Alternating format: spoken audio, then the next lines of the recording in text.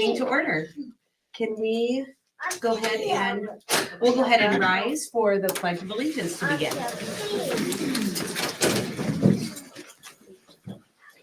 I pledge allegiance to the flag of the United States of America and to the republic for which it stands, one nation, under God, indivisible, with liberty and justice for all. Thank you.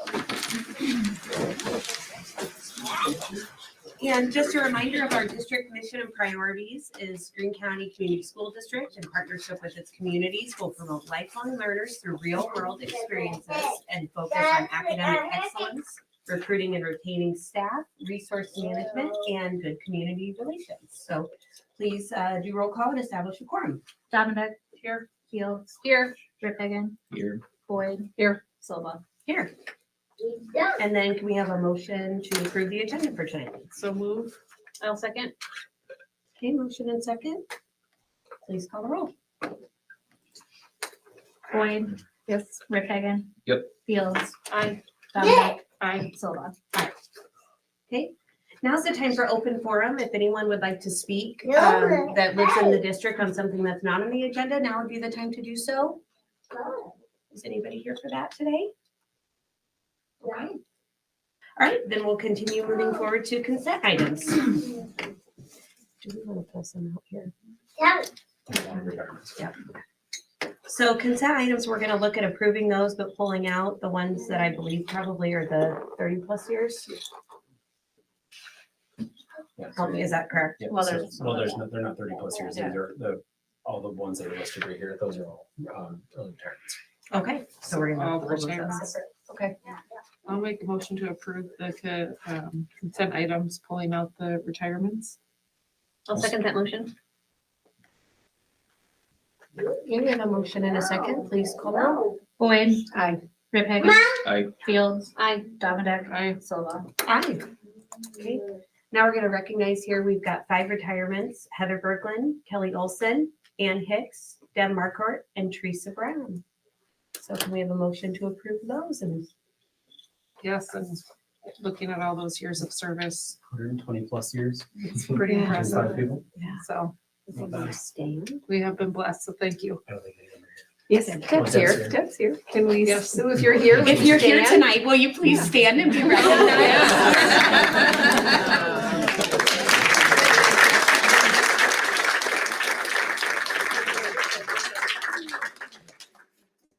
Thank you. And congrats to our new hires as well. That's great. Okay, so then we're gonna continue forward. Need a motion. We'll make a motion to I'm not. accept those retirees. I will second that. Okay, motion and a second. Please call the roll. Fields. Aye. Boyd. Aye. Dominic. Aye. Riphagen. Aye. Silva. Hi. Okay, now we're gonna continue on to old business, and this would be the 24-25 school calendar. This would be the public hearing for that, so we're gonna go ahead and open that up to public comment at this time. If there's anyone here that wants to speak to the calendar, and if there's anything else you wanna touch on there, I'm gonna go to make a motion and have discussion. wonderful.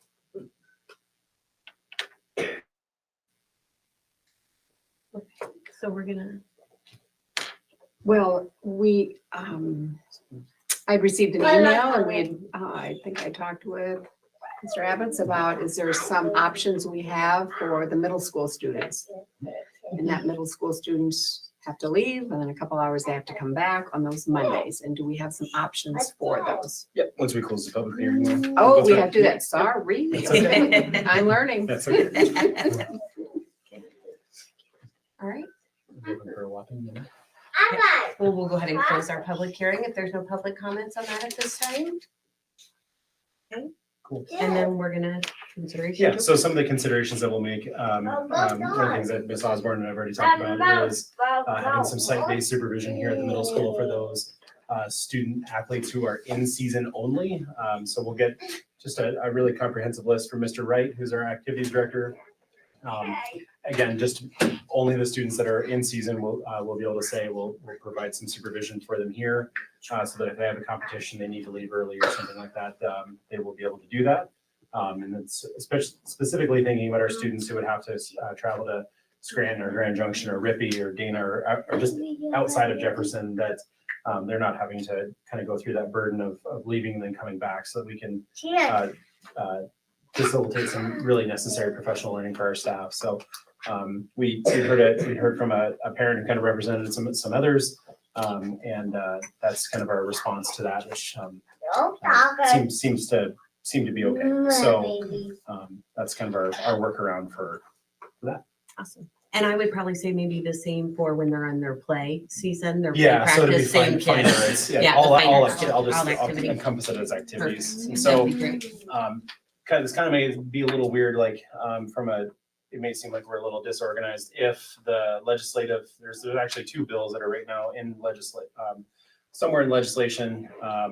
One is probably the most confusing language ever, but it basically says we can start on the Monday preceding the 23rd, as long as if the 23rd is on a weekend. But there's also legislation that says we can start the Tuesday after the state fair, which seemed a lot cleaner to me. So those are still out there. They have not passed yet. So I'm going to ask the board to approve the calendar as presented. And then if legislation should change to allow us to start earlier, then we would go back through this same sort of process. And the earlier date would be the 20th then? So I've heard a couple of dates tossed around, but if they go with the Tuesday preceding or following the state fair, it would be the 20th. Yep. That would be the earliest then. That'd be, so that I know of, and then the latest could possibly be the 26th, which I really don't want it to be the 26th. So for a number of reasons. Right. We like to finish before Memorial Day around here. And it did look like some of the Mondays off that we've had previously have been kind of moved to Friday. So one of the big asks from high school teachers was that they wanted a day in between quarters and or semesters. And so you'll see a number of those Fridays that fall, like you'll see something that's blocked off in orange because that's the end of a quarter or end of a semester. And then the next day is an opportunity for them to do catch up. So if it's work, planning, PD, it'll be kind of a 50-50 split. We'll work together with principals to make sure we do that right. And then ending on the 22nd of May, which is before Memorial Day. So we won't have any snow days next year, so. I appreciate the additional dates. Yeah. Yeah, yep. Yep, we've already got prom and graduation all picked out because those are important. Any other comments from the board on calendar? With that site-based observation you were talking about, does that apply to practices too, or just competitions? So it'll be all activities. Okay. Yep. Perfect. And you're just talking middle school. Yeah, just middle school. Just Yep. middle school.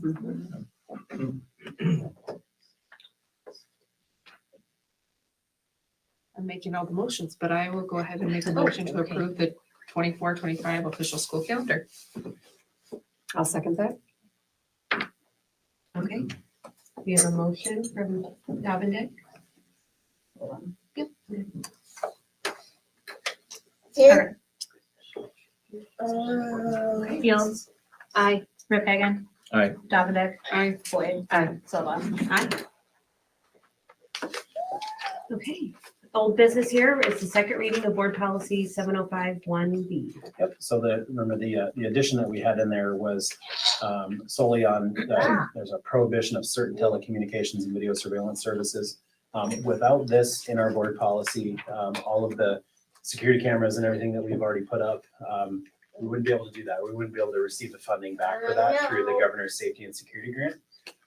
So this was just a matter of just kind of stepping this through, and then we will get reimbursed for those purchases. So without this, we don't. With it, we do. Hopefully that's easy enough. I'll make a motion to approve policy 705.1B. I'll second it. Okay, motion and a second. Motion, we got it. Okay, please call the roll. Davinder. Aye. Fields. Aye. Rip Hagan. Aye. Boyd. Aye. Silva. Aye. Okay. Moving on to reports, superintendent's report. Yeah, we're gonna start with student and staff recognition. And we'll go left to right, so we'll start with middle school.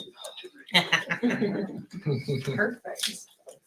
Okay. Hang on, no, I got it. Delaney here, Delaney Peterson, where are you at? I knew I saw you. All right, Delaney. All right, we have Delaney Peterson. She's a 6th grade student at GCMS, the daughter of Keith and Mary Peterson. Your teachers had this to say about you, Delaney. Delaney is a hardworking student who is involved in many activities in and outside of school. She is a great role model to her peers. She contributes interesting ideas to discussion, and she's very knowledgeable. Delaney is kind to her classmates, fair and positive.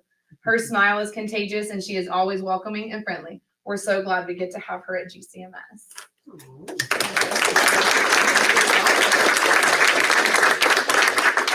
All right, Ava.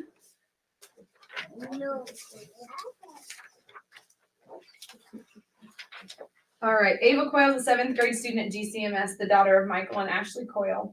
Ava is kind-hearted and hardworking. She is always prepared for class and ready to learn and participate. Ava contributes to the class conversation in a positive way. She works until she has figured out the new concepts we are learning and then tries to help others to understand it as well. She is friendly and kind to all she encounters. We are proud of the accomplishments Ava is completing at GCMS.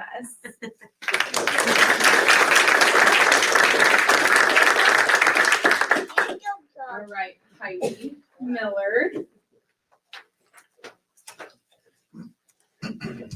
Heidi Miller has been an associate with GCCSD for 5 years. Heidi has an unwavering commitment to the well-being and success of our students that does not go unnoticed.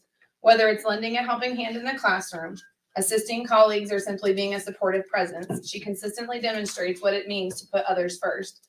She embodies the spirit of teamwork and collaboration, making our workplace a better place for everyone. On behalf of the entire staff and student body, we want to express our deepest gratitude for your outstanding contributions to GCMS.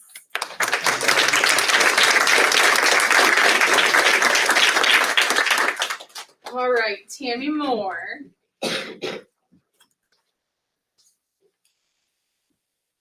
Tammy Moore is an 8th grade literacy teacher at GCMS. She has taught for 27 years, of which 25 of them have been with GCSD. Tammy's passion for teaching, collaborative spirit, and unwavering dedication to student success shines brightly every day. Her commitment to literacy education goes far beyond the classroom walls. As a true team player, she consistently collaborates with colleagues, sharing insights, resources, and innovative ideas to enhance learning experiences for her students. Her enthusiasm is infectious, and her ability to create a fun and engaging learning environment is truly remarkable. Your passion, collaboration, and student-centered approach make you an invaluable asset to our team, and we are incredibly fortunate to have you leading the way in literacy education.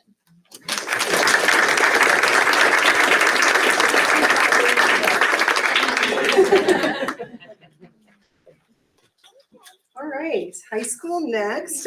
We'll start with Ava Schilling. Yeah, come on up, Ava.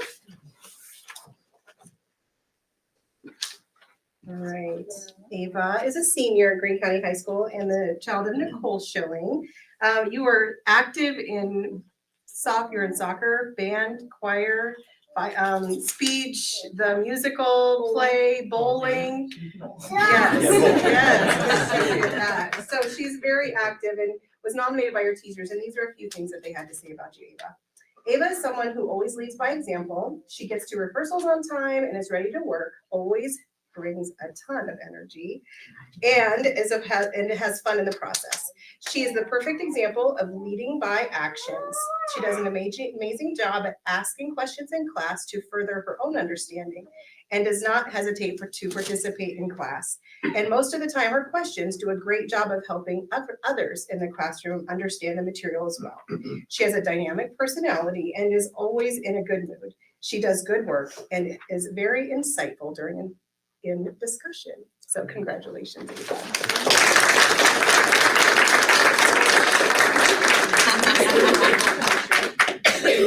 Yeah, I'm in the middle of practice right now. All right, well, are you gonna go? Okay. Yeah. All right, you can see for a picture. Here, we can take a picture right with you too. Oh, okay. Okay. Just Photoshop you, that's okay. Nice job. Good job. All right. Next stream. Yes, another bowler, football. What am I forgetting? Track. Track. Oh, yes, track. Okay. What other, are you any clubs? Yeah. Okay, all right, athletics and that's awesome. So Nick Stream is a junior at Greene County High School. His parents are Stacy and Jeff. He was nominated by his teacher, and here are a few things I have to say about you, Nick. Nick is a really nice student to have in business class. He volunteers when needed and is responsible and respectful to others. Nick is one of the most genuine, nice kids I know. He's a definition of hard work and teamwork put together. Nick puts others before himself and cheers for classmates and teammates while doing it. Our school is a much better place because of Nick.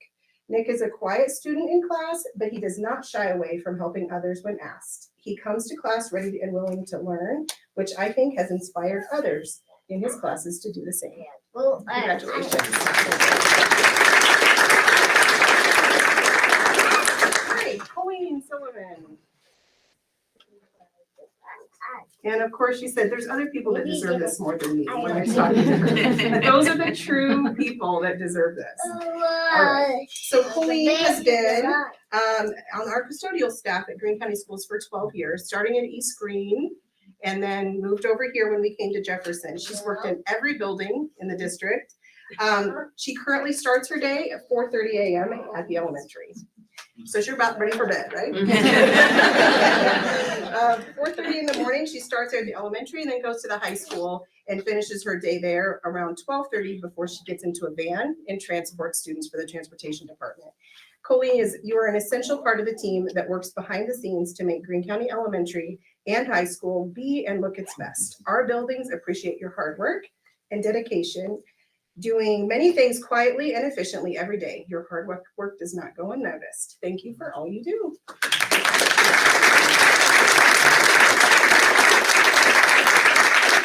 All right, and last but not least, Deb Marquardt. Deb, yes, as you know, she is retiring. Her name was mentioned earlier.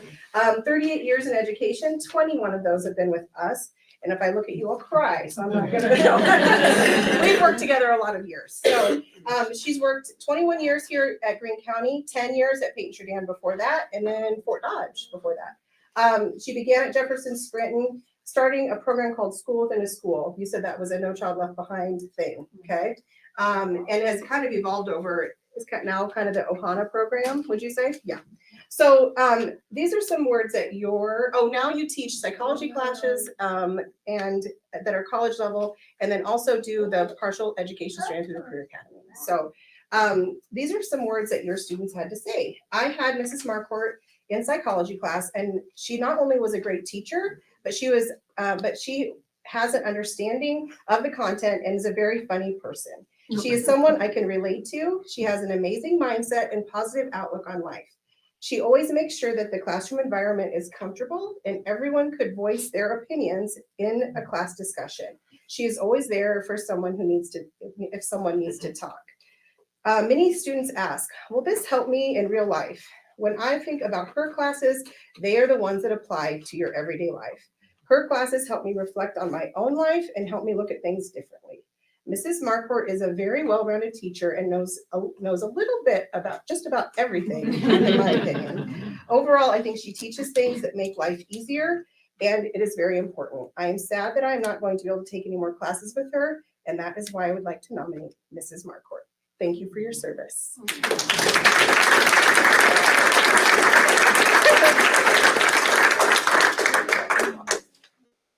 Okay.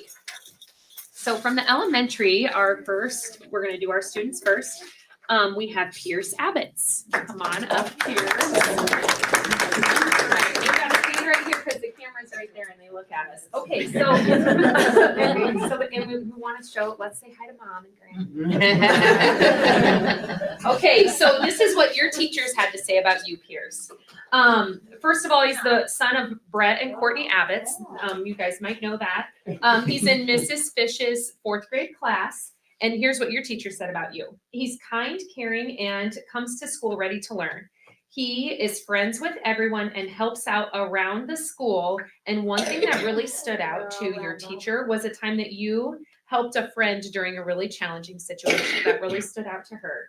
You're an asset to our classroom and you have great relationships with our Rainbow Room. So congratulations, Pierce.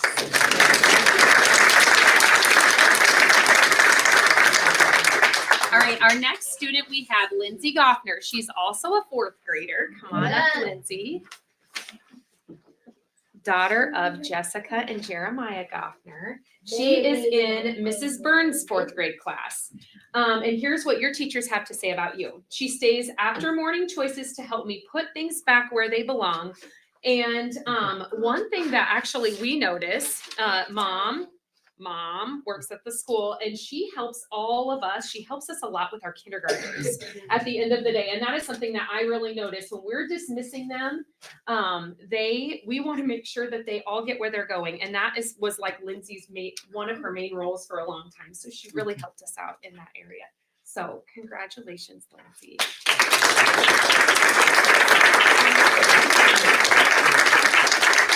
All right, and our two staff members, I'm gonna talk about first, Ann Forkner. Come on up, Ann.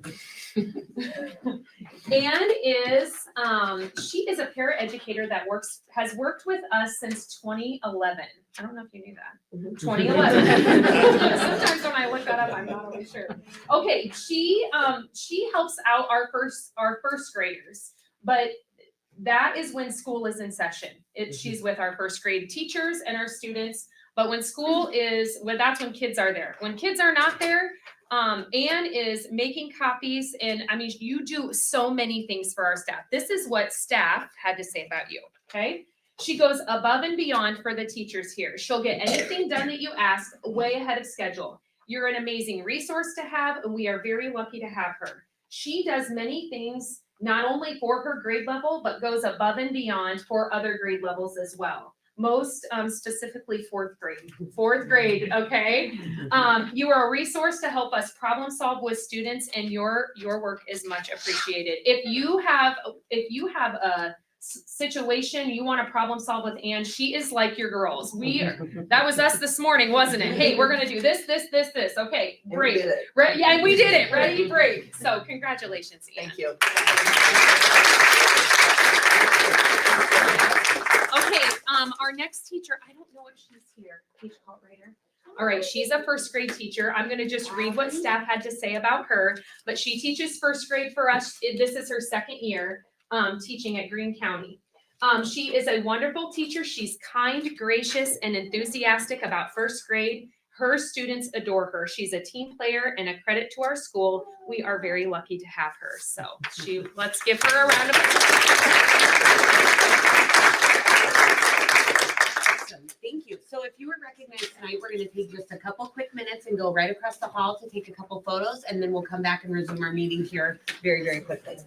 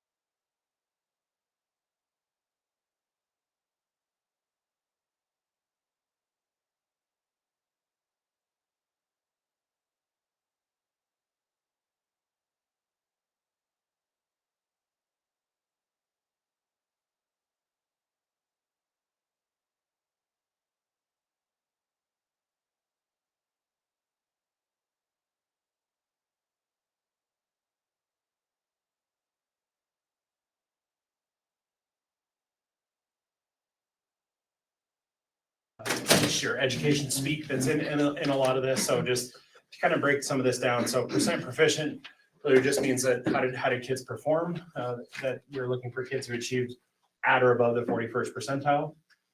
One of the things that we'll look at is growth distribution. So that looks at how did kids grow and what percentile did they grow in? So were they not growing a lot, or were they growing quite a bit? Percentiles, so MAP is actually broken down into 5 percentiles that have about a 20-point RIT range. So there's a low average, high average, and then high. And those are nationally, and when the kids take these assessments, they're nationally normed assessments. So they're compared over every other kid in the country who takes this test. So we get a very solid comparison to see how our kids are performing. And then the last one I'll share is about projected growth. So MAP at the beginning of, in the fall, after they finish their fall assessment, gives us a score that says our kids are going to grow this much. And so if, for example, if it says that they're supposed to grow 5 points and they grow 5 points or more, we get a positive there of they met their projected growth. So, so just kind of looking at some of the elementary data, we kind of have it broken out here into the 5 bands. So blue being low, green being low average, kind of that gray color being average, and then orange being high average and red being high, which is actually flipped because in MAP it's the other way around, but this is my Mac tool, so blame Apple, I suppose. But just kind of looking at that's just how it's broken down by each band there.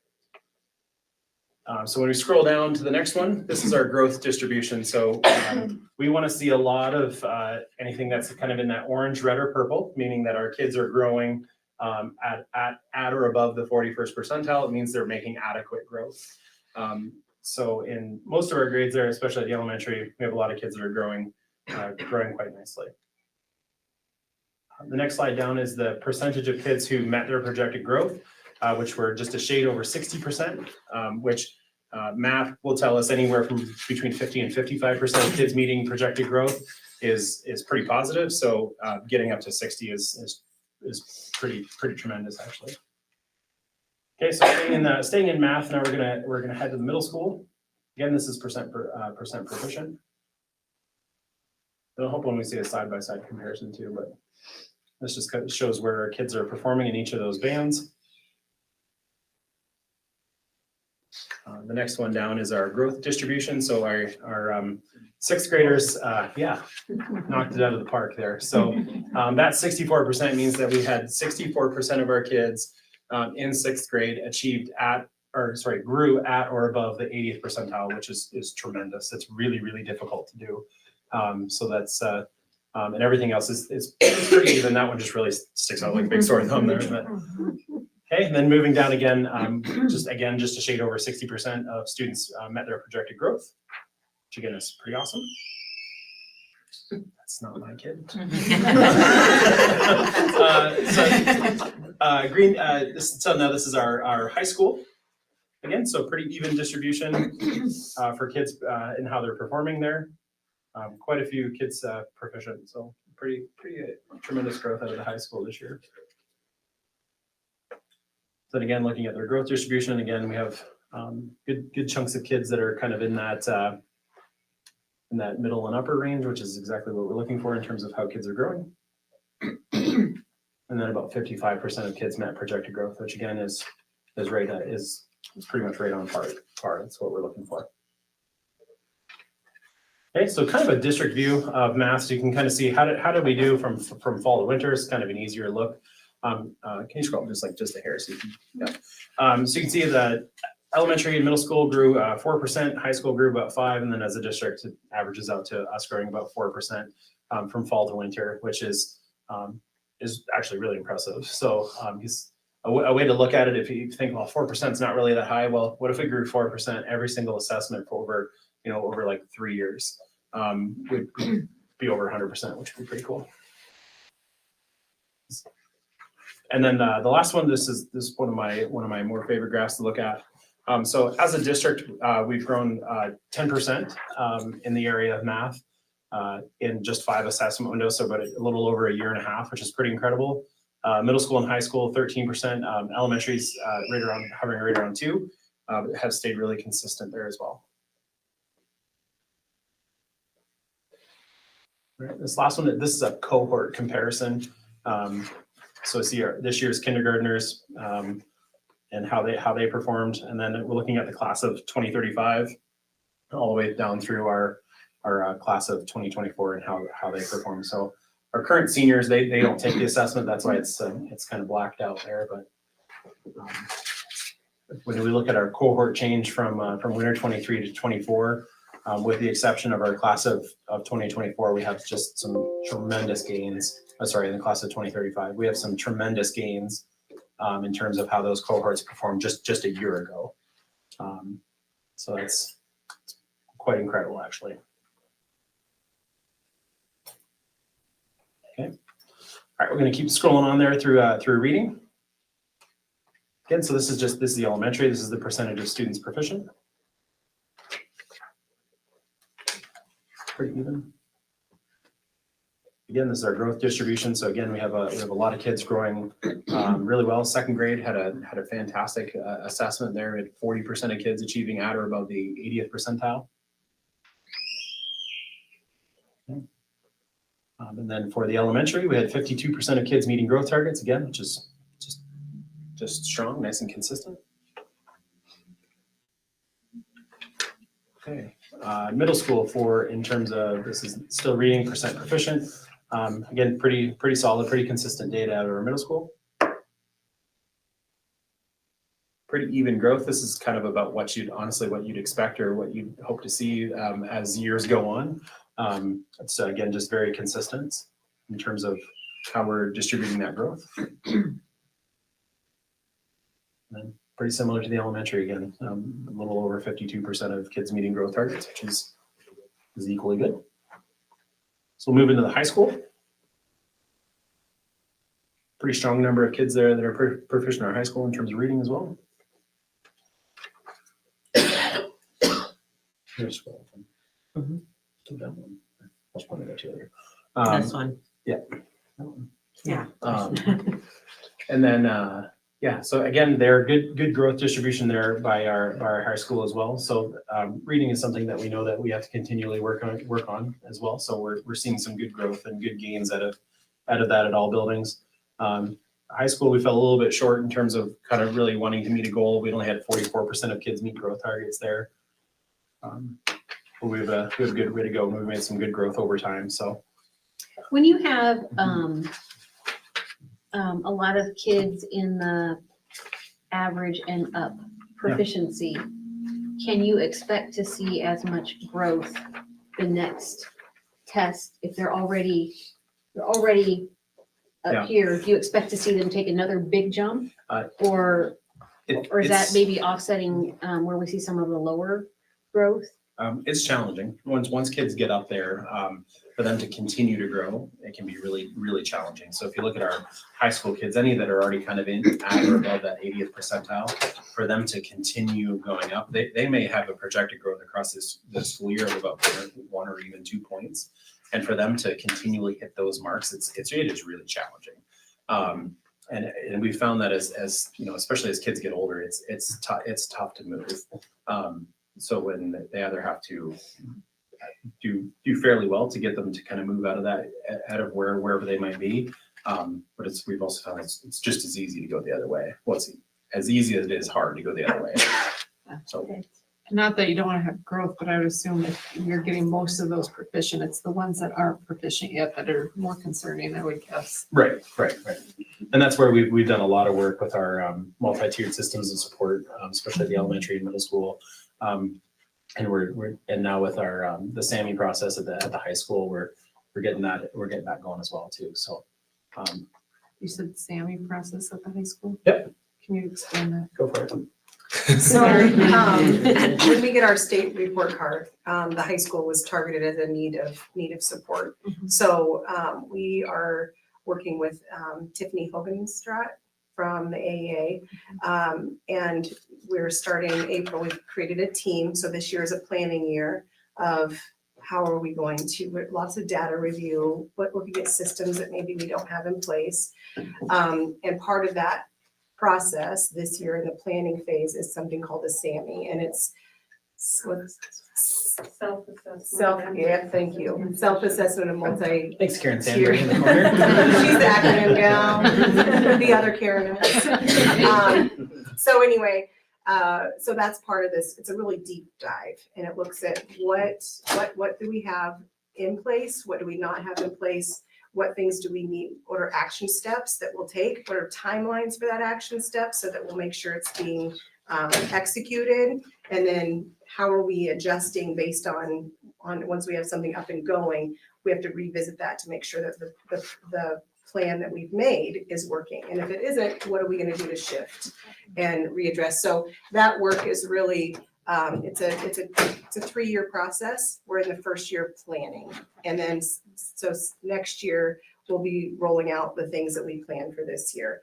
But that SAMI is, it's like a 2-day process that we have we've created a group of 10 people from the high school building, ranging from classroom teachers, there's counselor, there's representation from a broad population to really take a look at that and get a good view of what things we need to do.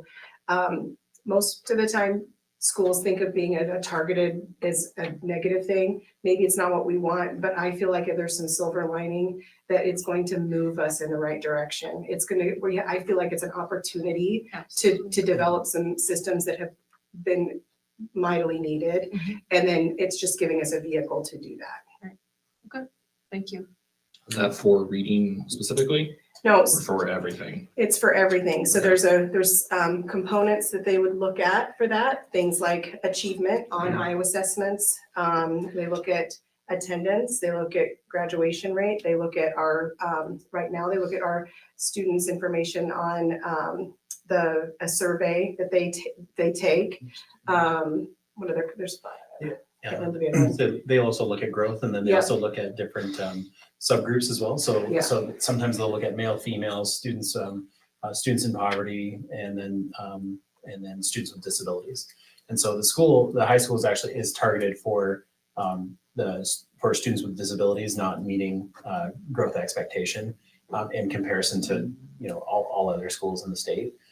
So when we say we're targeted or needing additional support, it's not like the entire school, it's a subsection of the school. So but this process still gives the opportunity for our high school team to really take a deep dive and a really broad look at what do we have in place, what are we doing well, what are we not doing well, and then strengthen, like really just kind of strengthen all of it. So I have a question for Karen, just thinking about high school students. They're wonderful students, but how does motivation play a part? You're taking these standard tests. I don't and know this if high is- school students would be so motivated Yeah, to do and well. that's a trick. That is Yeah. a trick, Mhm. right, guys? Yeah. Right? I know, a trick. I mean, is that then part of that? So that's part of the thing that, and I'll tell you what, we just met as a building leadership team last night, and we were discussing the difference between the math test and the reading test. The reading test feels grueling. Agree? You have to answer questions. I mean, it's just a lot of reading. Okay. It is a lot of reading, and it's Okay. almost a test of stamina and Oh. grit. Mhm. Because if you can put yourself into that mindset to just read the passage, there might be 3 passages they have to read to answer 2 or 3 questions. So it does become, and then it's that thing of, well, what is this doing for me? It doesn't affect my grade. How much effort am I going to put into something that doesn't affect my grade? So it becomes this internal motivation. Right. But you know what? We're no different than any other high school in the nation. Right. Our high school students feel the same as somebody in New Jersey or New Mexico or Minnesota taking the test. We all face the same battle. So one of the things that we have decided at the high school to maybe address that a little bit is in March, we're having an academic awards, and it's during the school day. And the kids are going to get recognized for their growth and their proficiency, and not just on math, but we have a whole menu of things that they're going to be rewarded on in academics, because we do awards for fine arts, we do awards for athletics. We are a academic environment. And other than National Honor Society, there's not a lot of recognition. And then seniors for their awards night for scholarships. But what about all the kids in between? So we're hoping that through that that recognition and their peers going to watch that, it's going to be done during the school day because we felt like it was more impactful for students to see their peers doing well and getting recognized for doing well. It'll be recorded, I hope. Sure. Televised. We're gonna stream it so parents can see it too. 2 weeks notice. Yeah. 2 weeks notice. You've got more than 2 weeks, so, well, great, But thank you. that's, Yeah. we're trying to figure out Okay, that sorry. balance of combating it and, we give them snacks. Food helps. Right. Yeah, oh, good. So with the information that's, I think a lot of what we see here is de-identified, right? So we don't know who's who and who needs help. But like at a granular level, in your buildings, you guys know who to target, okay, or not target. But Support. but- It's okay. but who to help, It's, but who to it's those help. kids who need more targeted support, Yeah. yeah, so that's a lot of the effort again that we're doing with Tiffany. She's our school improvement facilitator, and she's not just helping the high school, she's helping all 3 buildings really get a really solid multi-tiered system to support our MTSS into each of our schools so that we're identifying kids sooner, getting them general education intervention first, and then trying to layer on all the different supports that we have in our school, like that we can take advantage of before we've kind of exhausted all of those options before we need to maybe consider a student for special ed. So I think a lot of the time we've had a really quick process of, students struggling 3 or 4 weeks go by kind of thing, and they need to go to special ed or they need to receive special ed services. And so we kind of fast track kids into that rather than, okay, what other options do we have to try to lift them up before we need to give them the most intensive support we have in the district. So that's been a big positive for all of our schools. But So then are there, so if you spoke with the administrators and the other administrators are here as well, do you feel like you have all the tools that we need to help those that need help to continue the growth and proficiency that we've been achieving, maybe where there's help? Do you feel like you have what you need? I feel like the biggest need we have is time. We need time. And that is invaluable. Like, how do we work in the support of getting kids all the things that they need? And then when it comes to providing an intervention, teachers at the high school level, they are not trained to teach kids how to read. Like, that's not their specialty. So then they might need some professional development. And how do I actually, there's a student that's at the high school level coming to me and they're needing decoding and or maybe they're needing some comprehension strategies that are really not what you learn as a high school trained teacher. So for the high school, it would be time and then potentially some support for teachers to learn how to provide that support in an intervention type setting. The elementary, the things that we need that we are currently working on is structure. That's what we need, is a structure. So, and protocols. So, we take our assessment, we have our data, and then what? That is what we have been working, and you probably see it on our slides, you guys. Every time it says MTSS, we are talking about this thing. So we need a structure, we need protocols, we need to know what to do when. So here's our data, now what? And we need that process to be the same so that it ensures that every child gets what they need. And then we do it again, and then we teach and then we reassess. That we just need those steps laid out. We need that system. That's, when you hear MTSS, that's the system. So we're putting that together. We're building the protocols, what to do, and we're answering the questions. Then we're doing the things that we say. Then we reassess and we go through that whole process, that whole system again. So at the elementary, do we have what we need? Yes, through our PD, we do that. After school, we do that. But we're building that right now. We are we are up to our eyes deep in it all. So At the middle school, we're kind of in the same boat as both of them. I reference it as we're building our ship as we're sailing it this year. And so we're really building those protocols. We've built some protocols, we've implemented protocols. And so we're just taking our next steps. But again, we have what we need. We have the team that we are utilizing. It's great. It's the time piece of really trying to figure out how to meet kids' needs with all the other things that they're involved in our building. And so we're really working on that structure and working on what it's going to look like for next year so that we can continue the growth that we're seeing already. So when Karen mentioned, you know, we're doing a lot of her work through her identification process with our school improvement facilitator. And that's actually the work that she's doing with all of our buildings, the exact same work, not just because it was a need at the high school, it's a need everywhere. So she's really helped us all put that structure to get and helped us drive our teams, helped us as leaders drive our leadership teams in that effort. So, and I think with building the three of us together, our systems are trying to look very similar. So it's very cohesive district wide. So when they leave the elementary and they come to me at the middle school, it looks obviously somewhat different, but the protocols and stuff are very similar.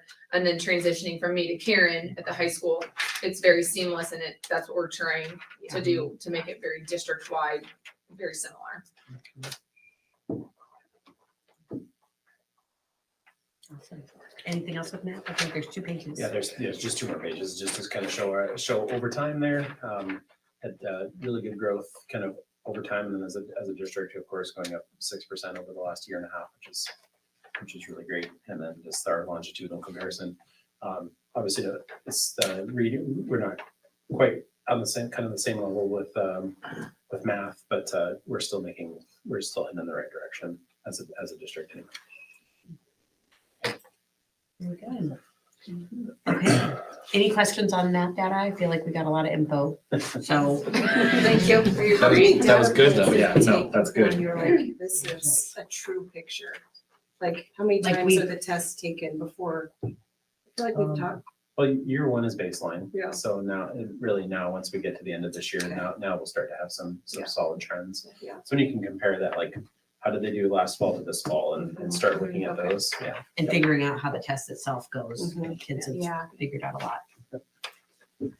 Okay, All right. we're gonna move to the energy. Yeah. this is a big one. We need some energy in here. Well, this is. Thank you, Yeah. actually, no, I will say thank you for your Yeah. information, because it's very helpful It to is, hear for sure. how are we getting there, so thank you for that. And yes, now for energy. Yeah. So one of the things that kind of general public won't know is that kind of the enormity that we face every month when we look at literally paying to turn the lights on and paying to heat our buildings and do those things. So kind of what this table shows is, if you look from left to right, starts all the way back from 2021. That was the first year that our high school was opened. And then we start moving from left to right. So those numbers right there for the high school, middle school, and elementary represent the cost of electricity. And obviously we have our natural gas cost and then a total district cost. So 4 years ago, as a district, we spent nearly $380,000 in our electrical and natural gas costs.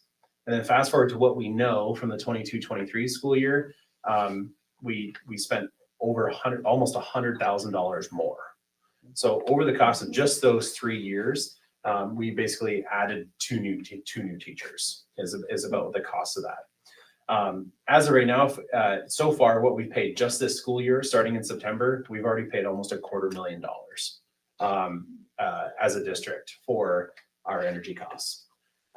Extrapolated out, when we look at that, we're on pace to spend about $600,000 for energy and natural gas. Or if you look at the difference from when I can kind of look at some first comparisons back in 2020, 2021, we're going to spend another $114,000, even just so when we look at what we've kind of piled on over the last 4 years, we've spent we're going to spend over $200,000 more than what we spent 4 years ago, which to me is wild. So kind of some of the things that we've done already is I've shared the information obviously with our board over several months. I spent a lot of time researching a number of different options for improving energy efficiency. Shared a letter out to our staff members regarding our energy concerns. And just some of the important things that we can do of like, you know, when you leave a room, shut your lights off, closing the blinds, as weird as that sounds, and just doing some of the other things that we can do to try to kind of mitigate some of the energy costs that we have. I consulted with OPN Architects who designed the high school, and Modus Engineering, who helped design and build a lot of our internal controls. They referred and connected me to Nick Turhall, who's from Optimized Systems, and just learned of the opportunities that exist really specifically within our high school. So kind of some other information is, so Alliant Energy, who is our supplier, we have no choice but to be with them, is that they're going to be imposing a 4 to 7% rate increase over the next billing year, with a total of increase. If you read that fine print on your bill, if you are so fortunate to be an Alliant customer, they'll have some nice little fine language that said they're saying they're going to go up to 25% within the next 5 years. I was connected with a company called Atwood Energy. Their regional rep is actually based out of Boone, and he just did some preliminary study on our Alliant energy bills. One of the things that we did find was that Alliant was charging us tax, which we were able to recover back from the Department of Revenue, which was about $52,000, which was really great. So kind of on us for missing that, but got that all taken care of. But what they did is they kind of reviewed all of our systems. They looked at our available land, and they provided our district with estimates of doing something like a solar project at all 3 locations of our school. And they kind of gave us the savings over the life of the panels, if that was a direction that we wanted to go in. Is the middle school $780? Is that correct? That is correct. Yeah. So one of the things that he had said was, so we get hit by these things called demand charges, and so demand charges are basically when we have a whole lot of energy coming into the building, and then Alliant does this really cool thing where they charge us for that. And they look at it over a 3-month period, and then they average it into months that go by. So just on a very high level, they projected if we were to do a project like this, they projected it at about 3.8 million, with a lifetime savings of about 10.9 million. And then when we look at an estimated electrical costs for the year, I would be looking at an annual savings of over $200,000, or the equivalent of 4 first-year teachers. And that, of course, there's a little asterisk there because that's before if some people here are going to talk about doing some system optimization with the high school, and so that kind of denotes that's a before that happens. So I would only assume that that's going to go up from there. I've researched a number of different things in terms of like financing and funding. One of the things that I learned about are these things called PEPL notes, which we can do, or general obligation bonds, people know what those are, and then sales tax bonds. One of the things our district has an incredible borrowing power in terms of PEPL notes, which there's no tax increases, there's no burden on anybody, but we have the ability right now to borrow up to about $6.5 million to be able to do something like that. I kind of highlighted what a general obligation bond would be. We don't need to go anywhere near that, and a sales tax bond, and we don't need to go anywhere near that either. I've also done a lot of research on some of the various grants that we've done. There's a grant called the Energy Efficiency and Conservation Block Grant. We could get funding ranging from $50,000 to about $600,000 to pay for that. And then also through the Inflation Reduction Act, they have what's called their direct pay or elective pay, which we could get anywhere from about 6 to about 25% of the total cost of the project. And those payments get directly returned to the district in the form of miscellaneous income. So just kind of looking at roughly about a $4 million project, 25% of that nets us back $1 million, which would be really fun in our unspent balance. And then also there's options there's local donations if we ever went that route, and there's incentives that Alliant Energy does as well. So I've kind of started into some research about how to do a project, consulted with Allers and Cooney, who's an attorney or a law firm out of Des Moines, and kind of started looking at some steps to do a request for proposal and then also consulted with our Iowa School Finance to learn about financing and other options. So spit a lot of information out at you. So what are some other questions or discussion that you guys would like to, again, this is just a report, so there's no action being taken on anything like this right now. This is just a solely based on the discussion or comment or anything else. What other information would you like to know or have? Or? Are there any opportunities to buy into a solar farm that exists somewhere else as opposed to building our own? Do the numbers that we see here reflect any sort of increase in insurance? Like how is in, Yeah. Are we insuring them? Because we've had conversations about Sure. how scary insurance is. Yeah. Is going as well. So Yep. that would be just kind of thing I'd want to weigh is. Yeah, so we would, if we ever did something like this, we would own it outright. So the cost that you see includes, at least from what Atwood shared with me, was that's like panels installation, fencing to go around it, rock underneath it, a 30-year warranty, and then they provided maintenance within that 30 years as well. And I haven't talked to them about what insurance looks like on that, or what we would have to add for that, but it's a good thought. And then also, is there any way, Oh, no, so your solar farm question. So we've actually looked at of tapping into something and then basically buying it direct from them, and it maths out worse than what we're already spending. okay. Yeah. So Okay. that was so John Muller, who's with ISFIS, or Iowa School Finance. That was one of the things he had. It's like a power purchase program, and his first advice was to stay as far away from it as we could, because it'll usually pencil out to be significantly higher. And so when I got those numbers back from Atwood, because they have grids that we could pull off of, it was out of this world, honestly, more than what we're spending now. So. And then is there any opportunity to develop a curriculum? Based around solar panel maintenance, construction, installation, anything in the. Yeah. So it's actually one of the requirements, or one of the they say it makes it look a lot nicer from the energy efficiency and conservation block grant is if there is some sort of education or learning or curriculum that's developed. And that's one thing that Atwood does is they will come on site once a month with any kids we want, or if we wanted to have TJ's his name, if TJ wanted to come back and show our kids how to use it. You know, we could look at it from an agricultural standpoint, we could look at it from a business standpoint. There's a heck of a lot of math that goes into that. So there's a number of different educational things that we could do with it as well to tie into that. And then are the grants, do they require in kind? Are they? Like a matching? Yeah. Nope.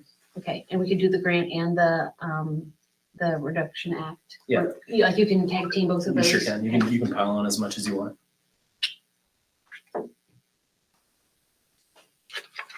Are the incentives through Alliant directly? It's a much? federal, like the Inflation Reduction Act. Is that through Alliant directly? It's a federal program. Okay. Are you talking about the last? Yeah, Yeah. there's like Alliant. yeah, like Oh, energy companies will so- give you incentives for. Yeah, so Solar. Alliant will have various incentives for, it wouldn't amount to a whole lot, but 1% of Could be a something. lot is worth Okay. nothing.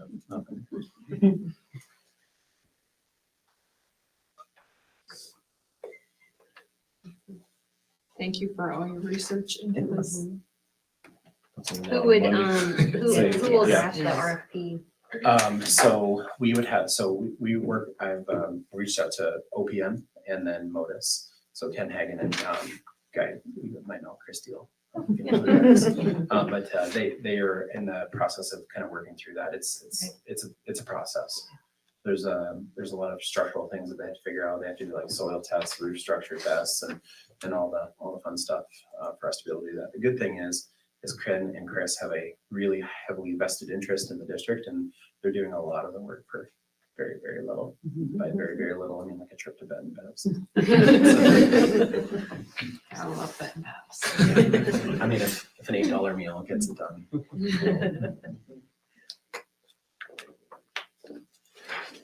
I think the other thing I'd like to know then is if you could follow up with insurance. Yeah, that, I was just gonna say, I'll figure out the insurance, situation. Because that's the only part that scares me. Yeah. We get hail, We do, tornadoes. we have had that, we've had snow nados too. Yeah. So. Sharknado. Shush. Worst ever. Yeah. Anything else? Moving on to the people that are really here. Okay, Sorry. we'll continue on. Thank you. Yes. Any other board committee reports? I attended Bell Tower Foundation meeting.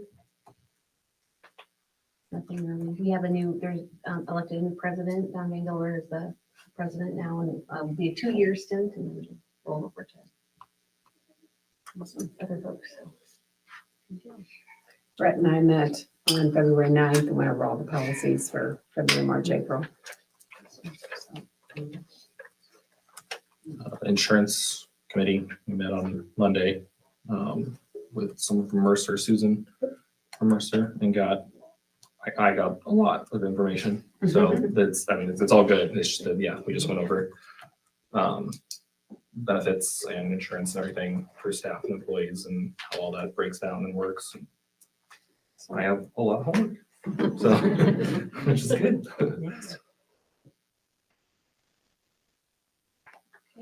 There's no other reports? Okay. Any questions on the administrative links from the administrators? I think they have their reports as well. While we've got them.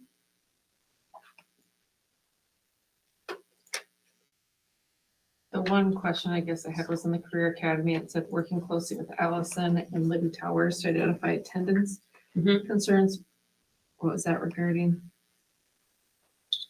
No. Was that on Teresa Greene? Yeah. Yeah, Teresa's for the Career Academy. So I can speak to a little bit of that. So Iowa Central has a policy, an attendance policy that we have to adhere to. And so there's been, and we have paint dance students that come down. So, and it's not just paint dance, but there's continual conversation between Teresa, myself, and Mrs. Smith on ensuring that students are attending, because we would have to drop them from the course if they have too many absences.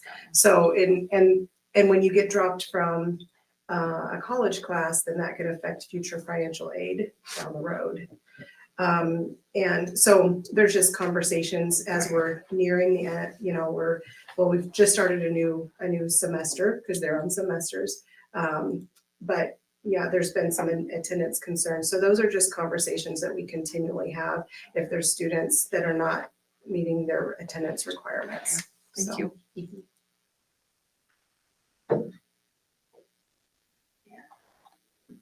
All right. If there's any other reports, correspondence, that's okay. We're gonna move into new business. School driving permits, you guys. Made it.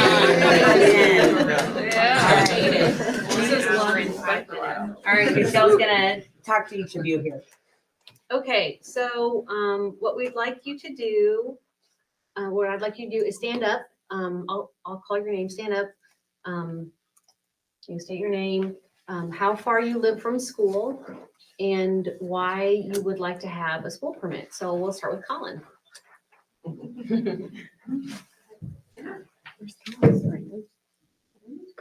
Colin Russell, I live about a mile away and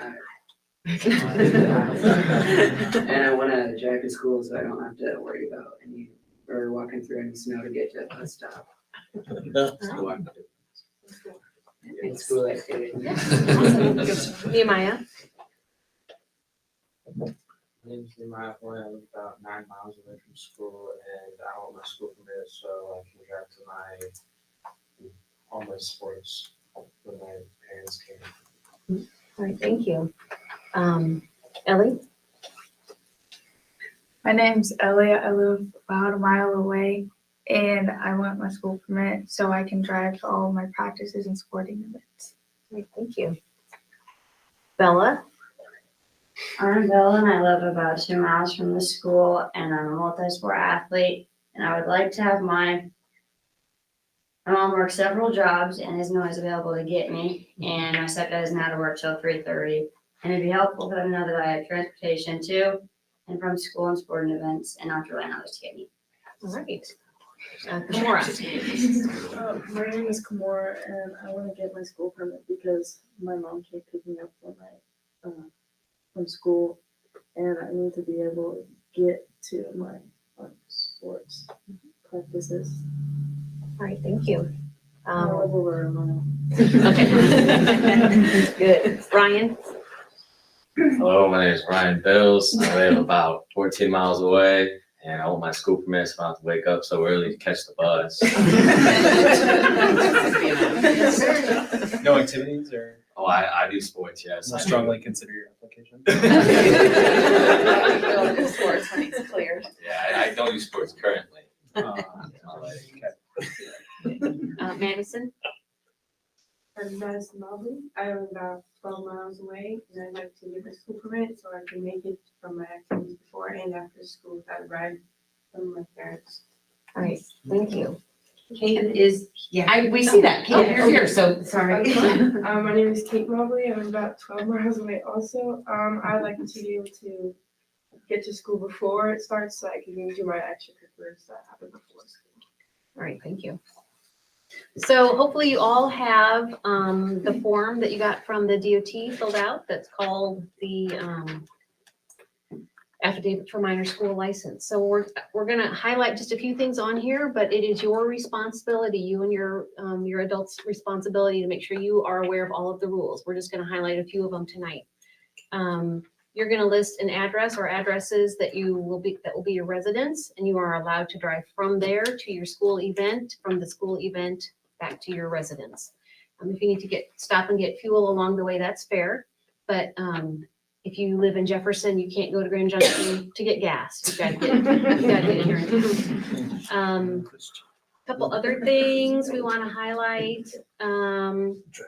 You are allowed to drive between 5 a.m. and 10 p.m. So if you're on a bus, coming back from a bus from an away game, and you get back at 10:30 at night, your permit does not allow you to drive home at that time. You've got to find another ride. Some other things to keep in mind. Let's see. You can stop for fuel but it's got to be en route. You're allowed to drive to your school, but if you're practicing, like for football, you're practicing over here and you're in high school, you can come over here for practice and home. No cell phones, just no cell phones. Okay, get your music set before you put it in reverse or drive. Get that all ready to roll. With your parents' permission, you can have one other non-family person, have a friend with you in the car, but you can't stop and pick them up along the way. They have to get to your house. You pick them up and you go from there. I think that's all of them. So with that, I would make a motion to approve school permits for the kids that are here today. I'll second. Okay, we have a motion and a second. Please call the roll. Boyd. Aye. Rip Hagan. I Fields. Aye. Dominic. Aye. Silva. Aye. If you guys can bring me your forms, I'm gonna sign them, and then you can stay for the rest of the meeting, or if you would like to leave, you can. I think that's funny. Now, while she's doing that, I will mention, I did see, in the legislation that they wanted to break up the permit from the farm permit. They're talking about, I don't know if it's still alive or not.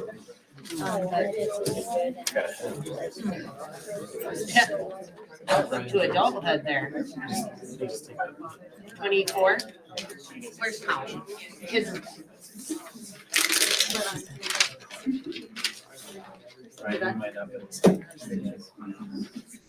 I just want a puppy. Why is that? See, It's okay. Oh, I'll sign it for a puppy. sign on. I think that's the 23 that you have somebody's form. claim it.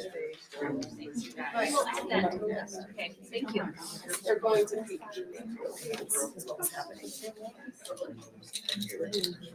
You guys drive smart, drive safe, and if you have good grades and you're on your parents' insurance, make sure and submit your good grades so they can get a discount. Oh, yeah.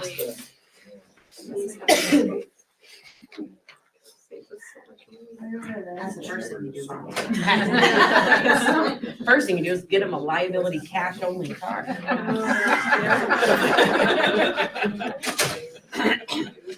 She got 4 tires and she goes in 2 directions. That's not fair for a kid who goes, 30 miles round trip. I don't care. And I don't care how big we make that parking lot, it's still never gonna. All right, thank you guys, drive safe. All right, we're gonna move on up here to, fundraiser requests. Okay. 3 actually. We have a motion, or does somebody need to still peek at those? I'll make a motion to approve the fundraiser request as presented. I will second that motion. Okay. Motion and second, please call the roll. Rip Hagan, I Boyd, Aye. Donovan, Fields, Aye. Silva. Aye. Okay, good luck with all your bake sale, strawberry sale and dance. Okay. Not all at the same time. You're up. Yeah, so we have Nick Turhall and I can't remember the name. Rick Kamichek. Rick. Nick and Rick. Nick and Rick. Who are going to, they have a presentation. If you go back to the regular board slides. And yep, so the optimization overview. Yep, so they have some slides that they're gonna go through and they're gonna talk about who they are, what they do, and what they can do for us. Yeah, if you refresh, they're on our. Oh, they're on Yeah. sorry. Okay.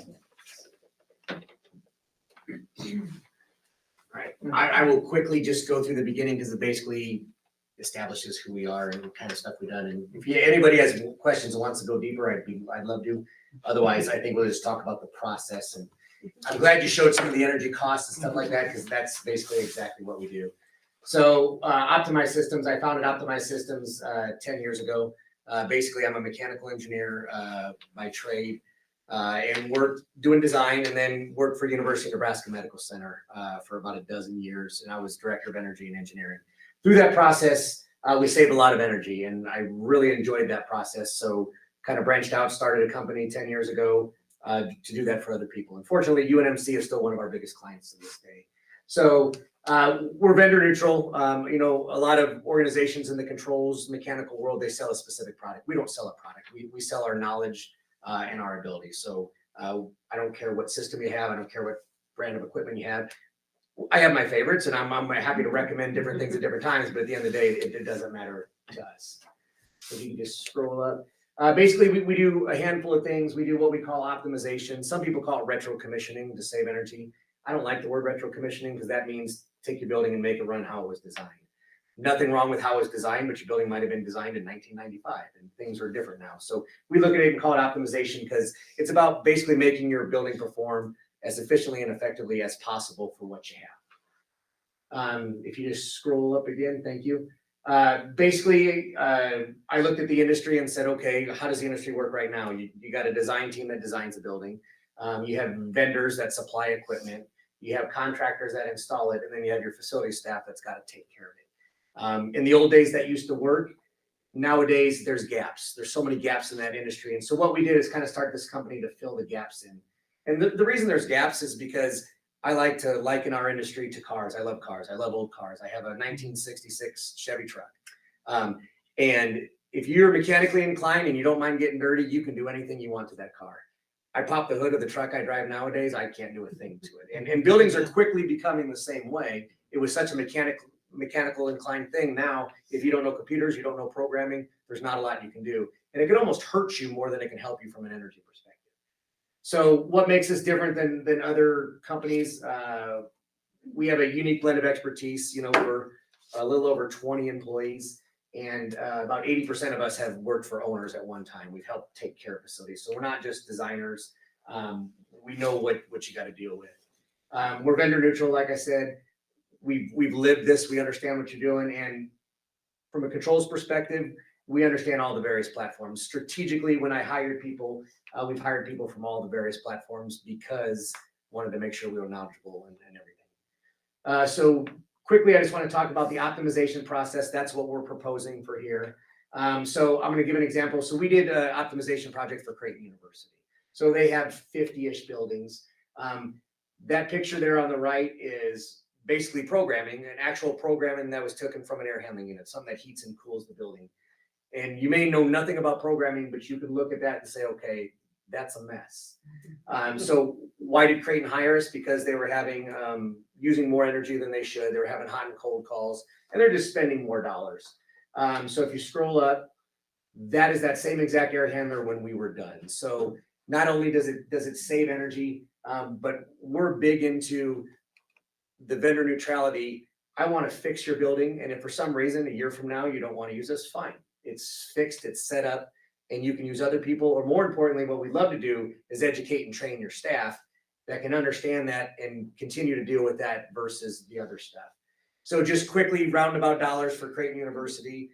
We went in there, it was about a 2-year process before we were done. And when we were done, they save about $1.7 million a year in energy costs. Understand they spend $7 million a year in energy, but a little over 20 to 25% savings. So basically to talk about the process that we would do from an optimization perspective, step one is just get to know your facility, get to know the people that are using the facility, the people that take care of the facility. You know, what are your challenges? Where are your hot and cold areas? What issues are you experiencing? And then we inspect and test all the systems. So we'll actually go in there and physically test all the pieces of equipment. And I know that sounds odd in a building that's probably not that old, but you'd be surprised how many things you can find. Once we physically test everything, then we say, okay, these 12 things are broken. This valve is leaking by this. We got to get that stuff fixed. And so then we work with you to get that stuff fixed. We don't anticipate a bunch of broken stuff here because of the age, but I guarantee you there's stuff that fails. It just is what it is.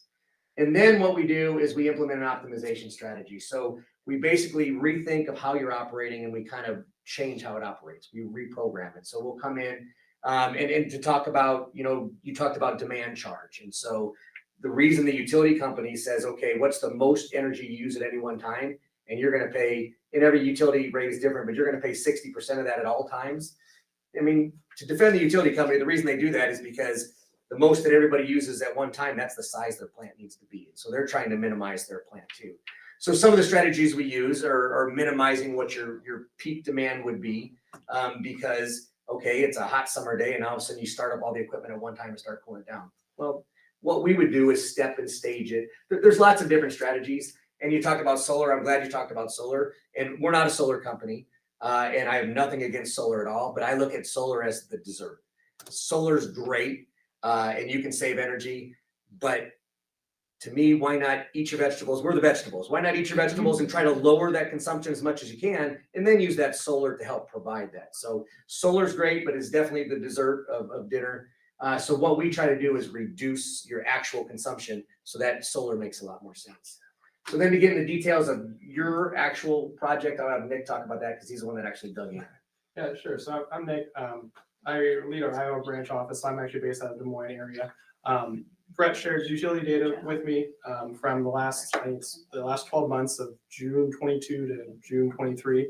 So went through and looked at it from an EUI perspective, energy use intensity. For us building nerds, basically that it's an energy score of how much energy used per square foot per year. You know, all buildings all across the country are way different. How you compare a hospital to a university to a school to a big office building, right? You have to break it down to energy per square foot per year. So what we did is looked at the US K-12 median, which is about 49.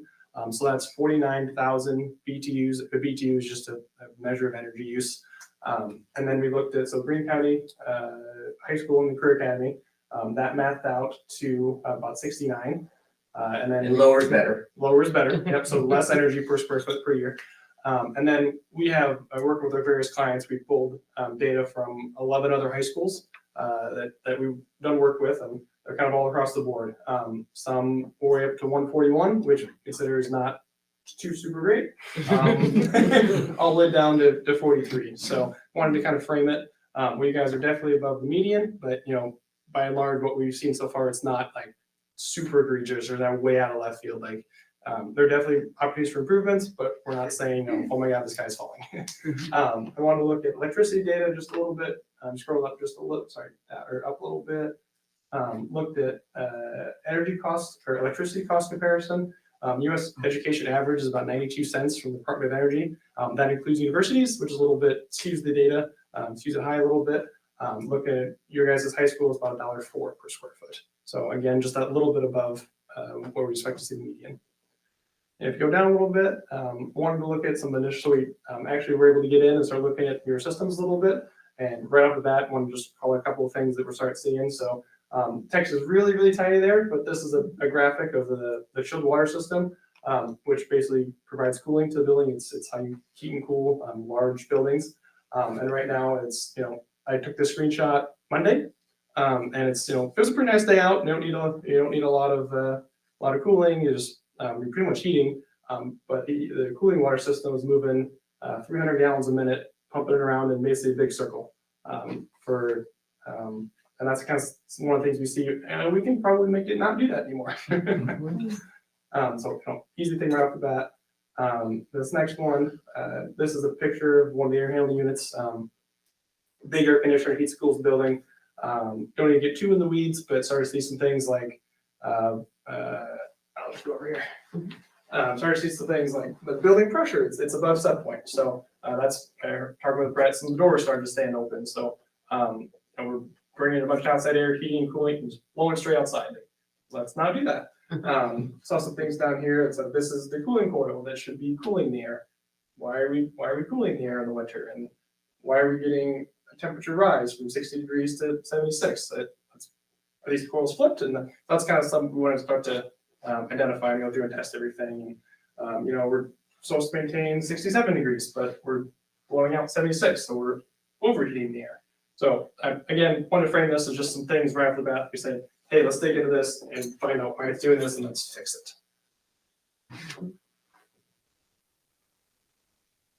So I wanted to walk through our fee proposal for this project.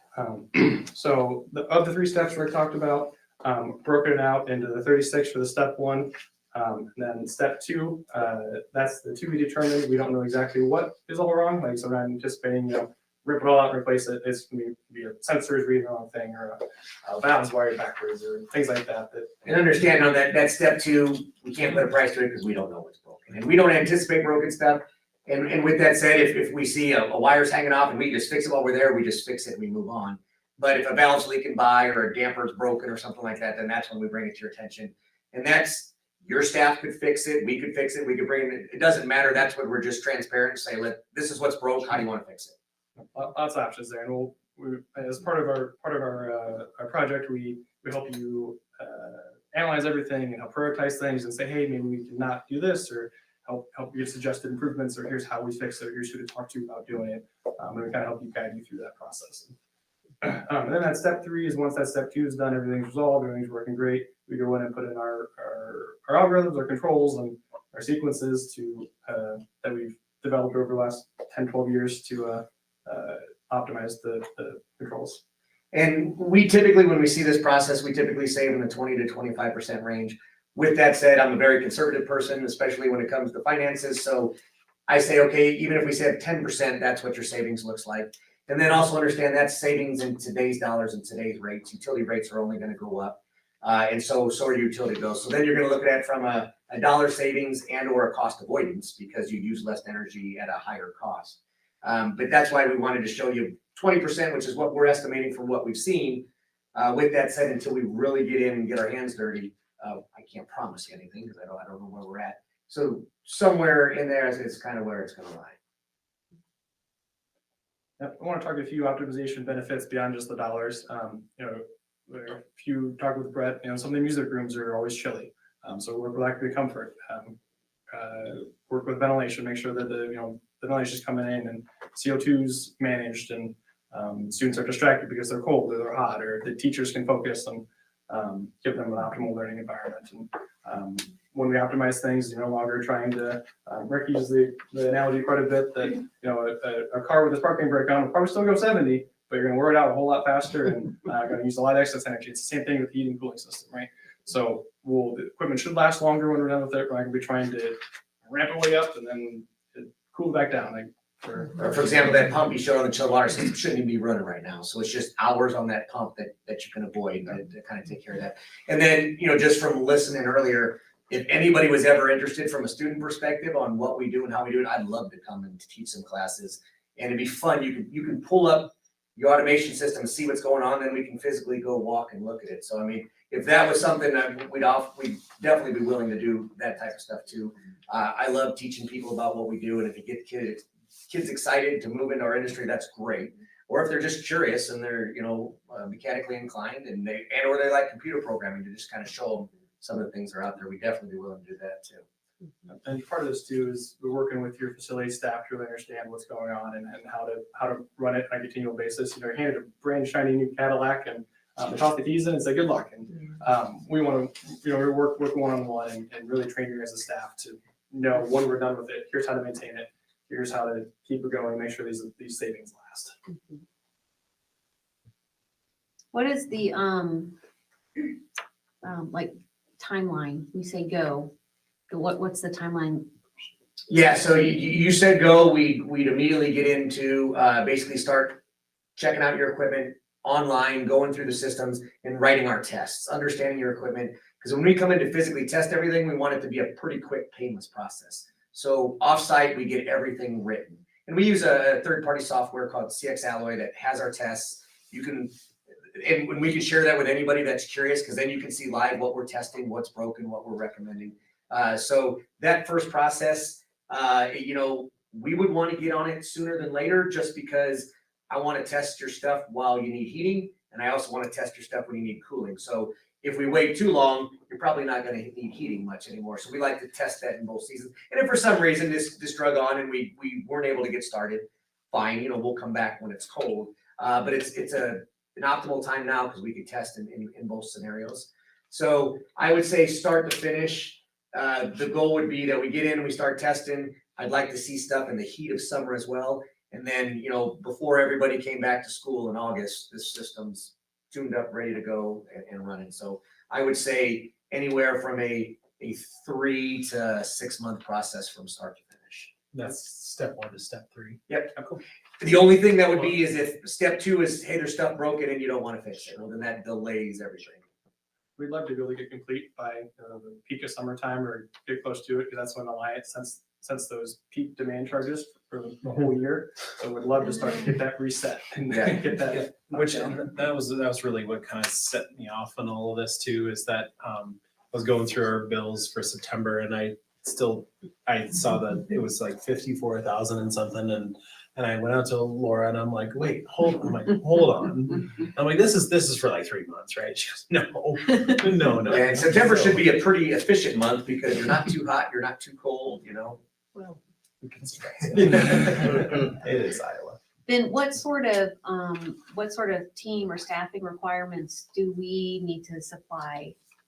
As helping out with. We would love the initial, interviews and consultations with your staff.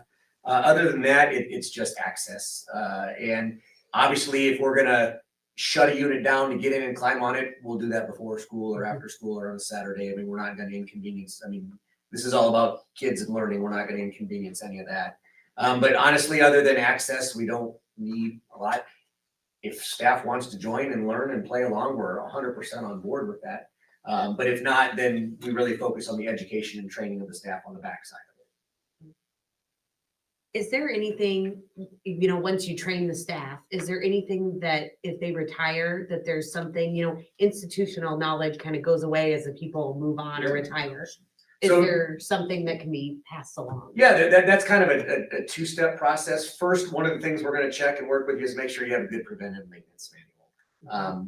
Like Nick said, they probably turned over a building and gave you a book this thick and said, okay, here's how you take everything. Let's pare that down, okay? You need to check the filters every month. You need to change them every 3. You need to look for these things and help educate the staff and get that written. So that would be something that we take what you have, or if you have nothing, we'll help you put that together. That's something that's passed along. But yeah, unfortunately, if somebody retires, it is what it is. But I mean, a simple manual procedures manuals, I Yes. think it's a lot. If this were to things happen, that here's help what you with. check, here's what you do, absolutely. And a maintenance and operation manual is something that's, we definitely would help. I want your staff to be involved in developing it because they're the ones that have to do it, but we would definitely help guide that process and that would be handed on. But yeah, unfortunately, like every organization, you get someone that really, really knows it and they deserve to retire too. And Yeah. If you get someone that's been here 30 years retiring, that's really tough to replace, right? Something we do is called building advocation, which is kind of an ongoing, and it looks different with every person. We came from our work with nonprofit clients who were really good at their mission, really good at building beautiful buildings and raising money for their mission, and they're not the best at running buildings. So we kind of partner with our maintenance staff hand in hand to come by every month, or we can monitor things remotely. It's a whole spectrum of things we can do. We have full turnkey maintenance for them, or we can go all the way to, we'll check in every 6 months and see how things are going, or help them troubleshoot. Or so if that's something the district's interested in, we could certainly talk about that and what that Is the maintenance manual that you speak of, is that included in this? yes, absolutely. Yeah, because like I said, we're gonna change how stuff operates during this process, so we wanna make sure to document all of that. Yep. And so is the training. That's all part of this. That's all basically at part 3, but yeah. And then anything beyond this, like you're available, like a time and materials or Yeah, absolutely. extended Yep. contract, you know, let's run a check on our systems a year from now, make sure we're still. And that would be the goal, is to educate and train your staff. They could always call us if they had a question or an issue. But yeah, let's take a look. 3 months, 6 months, 9 months, or 1 year, whatever, makes sense to just kind of get in. The nice thing is, in today's world, you can have remote access. Like in Omaha, in 2 seconds, I can shut down your air handler. I mean, it just, but you can log in and you can see how things are doing, along with utility consumptions, obviously going to be a gauge on, hey, we went down here, now we're kind of heading back up, what's wrong or what's different.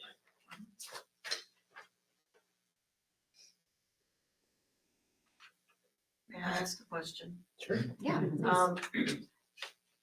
I think a lot of taxpayers here will be wondering why on a building that we Brand new still think is building. brand new, we need to spend this kind of money to make it work right, why that doesn't go back to OPN or MODIS and I understand all the benefits of that, but I'm thinking we shouldn't have to be dealing with that yet. You would think, right? We did Yeah. ask that, correct? Yeah, we've asked that same question.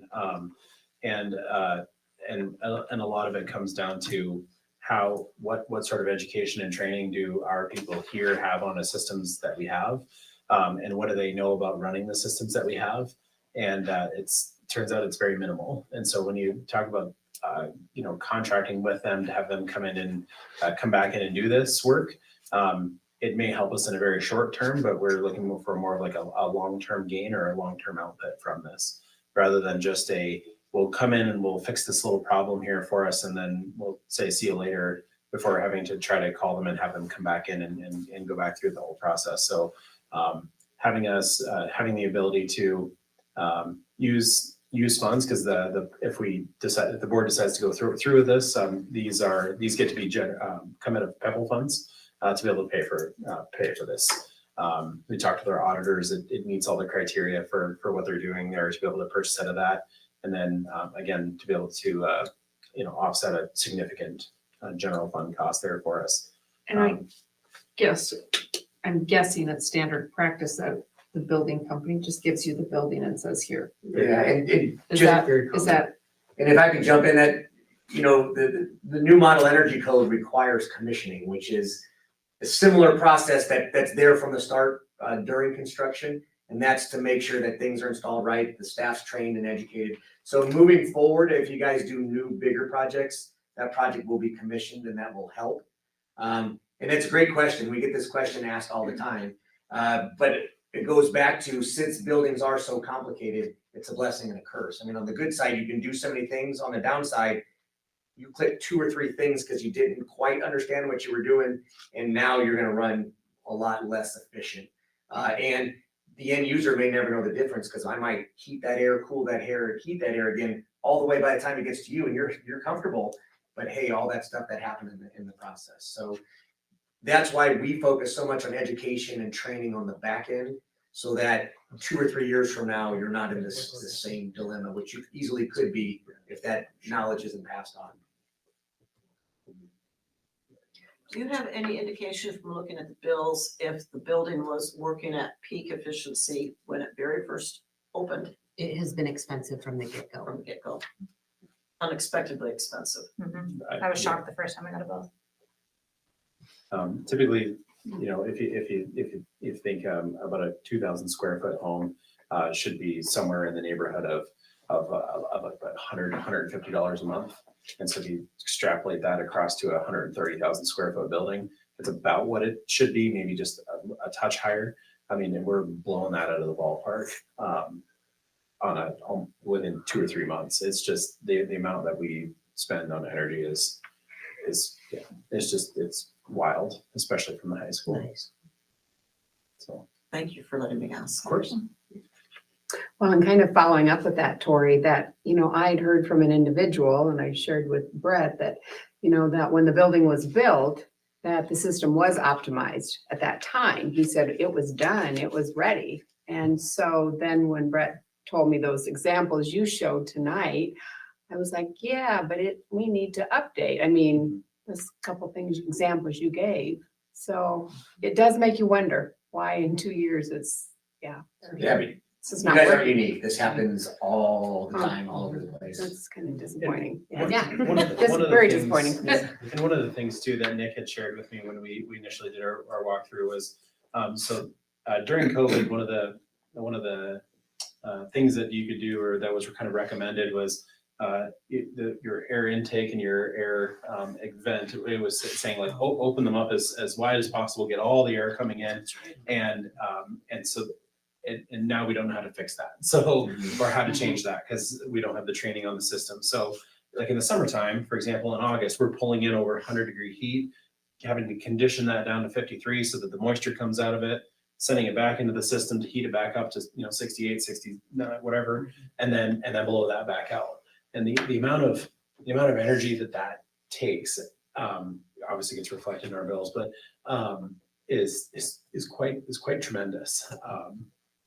So that was one thing that was kind of unique to me. And Nick had also pointed out just the building pressure, there's times where it just feels like a tunnel in that school, and it's a security concern too. When we think about, the doors will sit there literally just because there's so much pressure in the building that the doors will sit there and bounce before you have to go and like pull them shut or open the next layer of doors to get the air to kind of depressurize. It's kind of it really does become a safety concern because there was a lot of times even last year we were like, these darn kids keep propping doors. and then we find out, well, no, they're not propping doors, they just wouldn't shut because the negative pressure or the overpressure, I don't know what the word is for that, but in our buildings was, especially the high school again. And it's not unique to you guys. I mean, we see this day in and day out. Now that you realize that you'll probably go into walk into a building and say, why is this door so hard? Or why do you get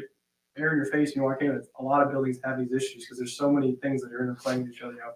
Air out, running, exhaust fans pulling out. You have wind driving. The building science goes on and on and on. But there's just a lot of interplaying things that all need to be kind of looked at once. Yeah, on the flip side, walking to a restaurant, the door hits you in the backside on the way in because they have that hood going and they don't have their equipment how it needs to be. And so now they're drawing that air the other direction, which is even worse actually than being positive.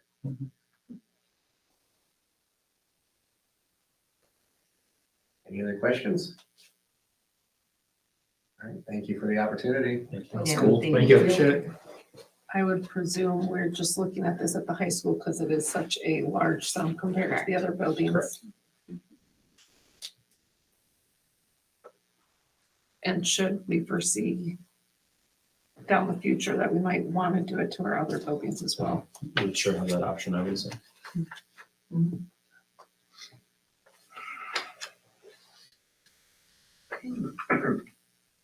Is there any other questions? Does anyone want to make a motion?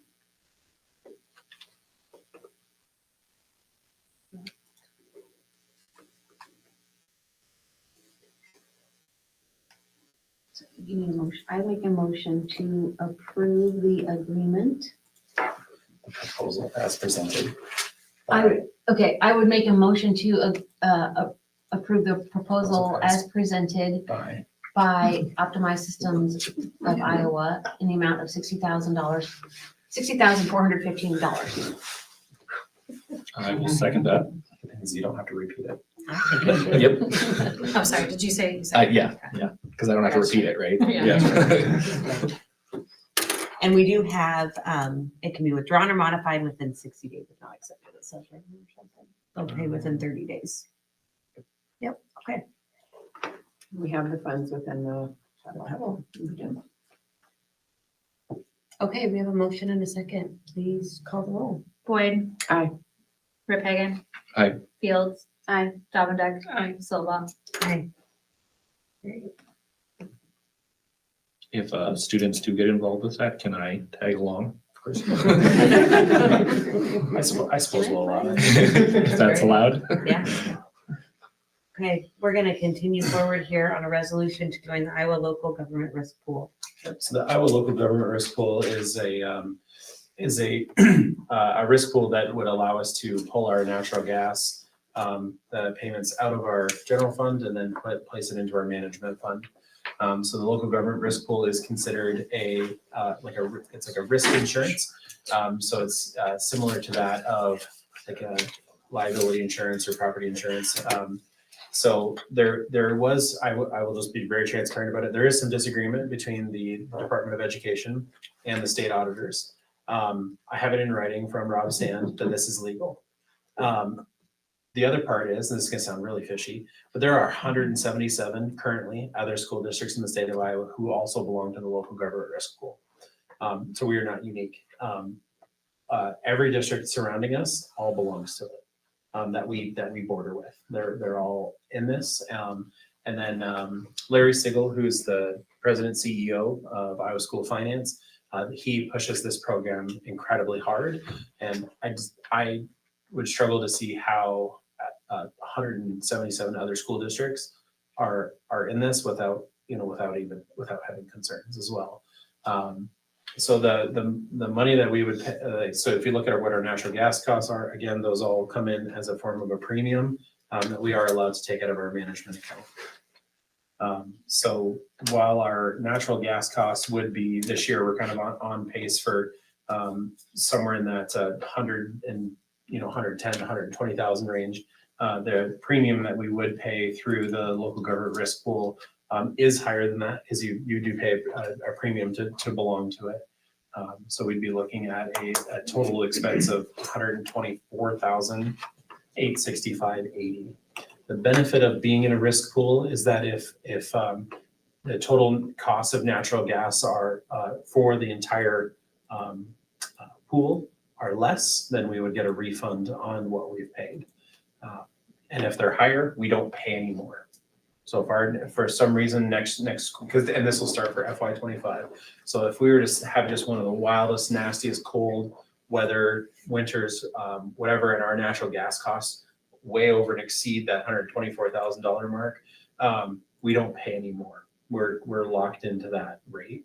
But if we have a nice kind of mild winter, with the exception of like a little blizzard that somebody wished for, then we might do okay. And could possibly be up for a refund. Again, they look at the entire consortium as a whole. So And the refund would go back into management. fund. Do they look at our expenditure individually? They don't average. I'm thinking like specifically for if we were to get money back. Yeah. They don't look at, well, these six school districts were underspent, so we'll spread it out evenly amongst them, or they look at our individual expenditure and refund us based on our. So they would refund the whole consortium. So they either refund everybody or refund nobody. Okay. Gotcha. So it's like a dividend. So if they have the dividend available that they can pay back to their shareholders, so to speak, or those who belong to it, then they. So then do we all pay in the same? The same rate. Obviously ours, and then the rate would fluctuate based on how much you actually use. Yeah. Okay. Yep.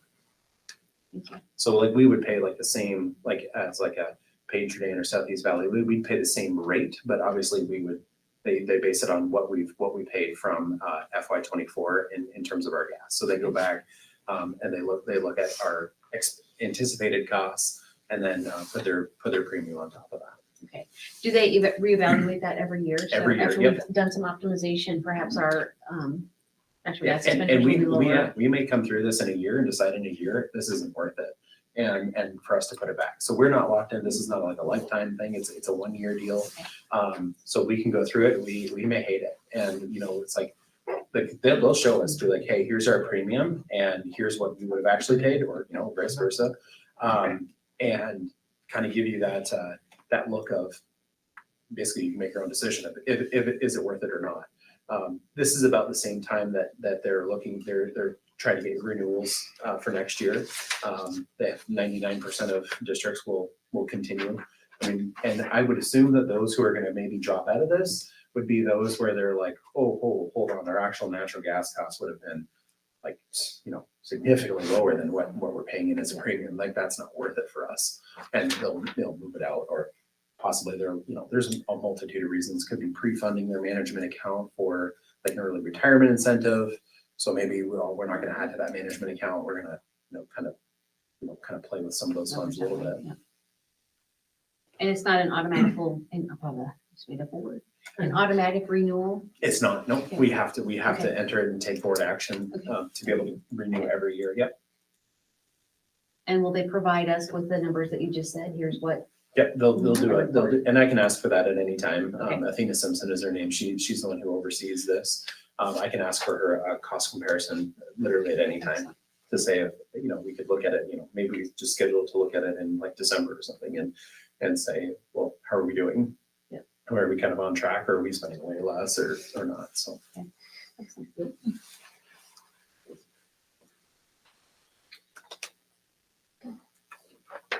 Do we have to read the whole resolution? And word for word, all 4 pages. No, we do not. There is a motion on D on ours here. It's on So the agenda. that's actually what we would be looking for if we want to do that, is that motion that's listed right there for us. I can do that. Move approval of the resolution related to the Iowa Local Government Risk Pool Commission, including the application to join the 28E and the program participation agreement for FY 2025. I'll second. Okay, we have a motion and a second. Please call the roll. Boyd, Aye. okay, Dominic, Aye. Fields, Aye. Rip Hagan, Aye. Silva.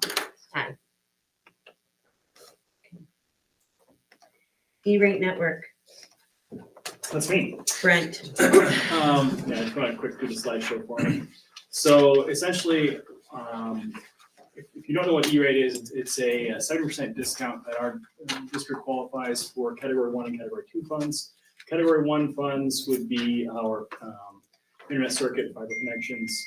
And then Category 2 are equipment, hardware, and it's specifically network related, so Wi-Fi, network switches, things of that nature. So right now for our Wi-Fi and our network switch solution, we're using what's called Aruba Mobility Master. And those are 2 controllers. They're hardware devices that manage our access points. Our switches are unmanaged. So basically, if I ever need to push a firmware update or software update, I go into every one of them, push the update, they restart. We have about 115 access points, and I want to say 33 switches. So it's time consuming. Mobility Master is nice because we're able to do that all through the controllers, but again, the switches we can't. So what they have recently released is called Aruba Central. And what that does is it creates a single pane of glass. You can go to the next one, Sean. That allows us to see and manage everything through one cloud console. Right? So the hardware controllers, they go away. Okay, we don't have to worry about failure of hardware. We do it all through the internet, essentially. It's cloud managed. The nice thing about that too is it allows us to automate updates, firmware installs, security provisions, and there's a lot more with the software that comes with it. It's powered by AI. So in the event, they actually all work together at this point, which is the way it should be. So we're all Aruba, we're all HPE managed. And so this way they can see each other, talk to each other. And there's a lot more from a diagnostic and optimization if you will, standpoint, right? So basically Aruba is pushing, they're not pushing, but this is kind of what they offer now. The stuff we had before the Mobility Masters, they were great about 10 years ago, but now this is the new solution essentially, right? So they're trying to push everybody to that. So a lot of schools are going to it, Eagle Grove, Pocahontas, Nevada. If you're an Aruba shop, this is kind of what you're running. And it all makes sense. This is what they want you to be on. This is how we combat all the new security and infrastructure stuff that we need to make sure our network is right where it needs to be. So go ahead and go to the next one, please. So with E-rate discount, which is amazing, you'll see the total project cost, and we do have to buy 11 new access points with this because the 11 that we have are not supported by Aruba Central, just because they're basically obsolete. Okay, these are access points we have in some of our shops and areas that we maybe don't use Wi-Fi as heavily. How But, often are you replacing access points in general? What's that? How often do you replace access points in general? That's a great question. So we've with the new high school and the new middle school and the elementary, with that bond, we were able to replace those APs at that point in time. So about 5 years is how old we are right now. So ideally, you'd want to do that about every 5 or 7 years. But the access points we have right now, they were brand new at the time. Our network's good, knock on wood. We don't really have a need to upgrade our infrastructure based on the load and the capacity, the density we have. So yeah, at this point, we're good on that, but maybe. So 11 isn't that? No, not at all. No, 11's really actually good, yeah. So those we do have to do. So that goes into the project cost. But you'll see that the total cost would be $67,955. We would take 70% off of that, which gives us a saving of $47,568, which costs the district $20,386. So that's for 5 years worth of licensing, all right? If you look at the bottom, currently we pay $5,300 for licensing for Aruba Mobility Master and for our warranty. So if you do the math, we're actually saving. Yeah. Okay, it's kind of a $12 a year. right. The thing that is important to note though is I have to apply and we qualify for everything. So you have to approve the $67,955 and then we reimburse the $20,000 or $47,000 after we went through the E-rate process, which is a giant pain in the butt. We're going to do it, obviously. It's important to do that. So, no problem doing that. It's just a lot of hoops to jump through. And the more time we get for it, the better, because there is a deadline, unfortunately. So we've got about a month to fill all the paperwork and get approved and get that process finished. So anyway, that's my proposal. We pay for the 5 years up front. Correct. Yep. So it's a 5 year, and then it'll be after that 5 years, we just do the same thing. We renew it again. So yeah, one-time cost, flat across the board, away we go. In the event that we were to replace the access points that we have within that 5 years, that licensing rolls over, okay? Because we're covered for access points. So that wouldn't be any kind of a change. I'm hoping we don't have to do that, but you never know what the future holds with Aruba and supports and licensing. So anyway, that's my proposal. We have, I want to say, over $200,000 worth of Aruba E-rate projects we could qualify for hardware and whatnot. I'm not going to spend money we don't need to spend, right? If we need it, this is what we can do for this kind of stuff. But in the event that something were to come up 3 years down the line, we have plenty more money to do a project that we might have to utilize. So the reimbursement is a little less than a guarantee. I mean, it's correct. Yeah, when you do the paperwork. It's just paperwork. Yep, Okay. that's all it is. Yeah, we qualify for the 7% based on our free and reduced rate. Again, it's literally just. And every year we've done our internet circuits, it's a home run. It's just get it done. I will make a motion to approve the E-rate network management project of $67,955.33. With a quick question of this is helpful. Yeah. Okay. Yes. I will second it. Thank you. Okay, we have a motion and a second. Please call the roll. Fields. Aye. Boyd. Aye. Dominic. Aye. Hagan. Aye. Silva. Aye. And thank you, Brent, and thank you, because I feel like you're gonna have a lot to do with what else is going on as well. So. It'll be a fun learning experience. Yeah. I think it's gonna be good. Okay, we are moving on along to building and grounds purchases. So we have four different items that we're looking at here. So we're looking at a 4x4 Chevy truck, So if we scroll down there, we're looking at the second one down there. So that's the 43. Yep, the 43,131.40. And so I'm going to kind of go through each one and then I'm going to circle around them so that you know that why we're all doing this.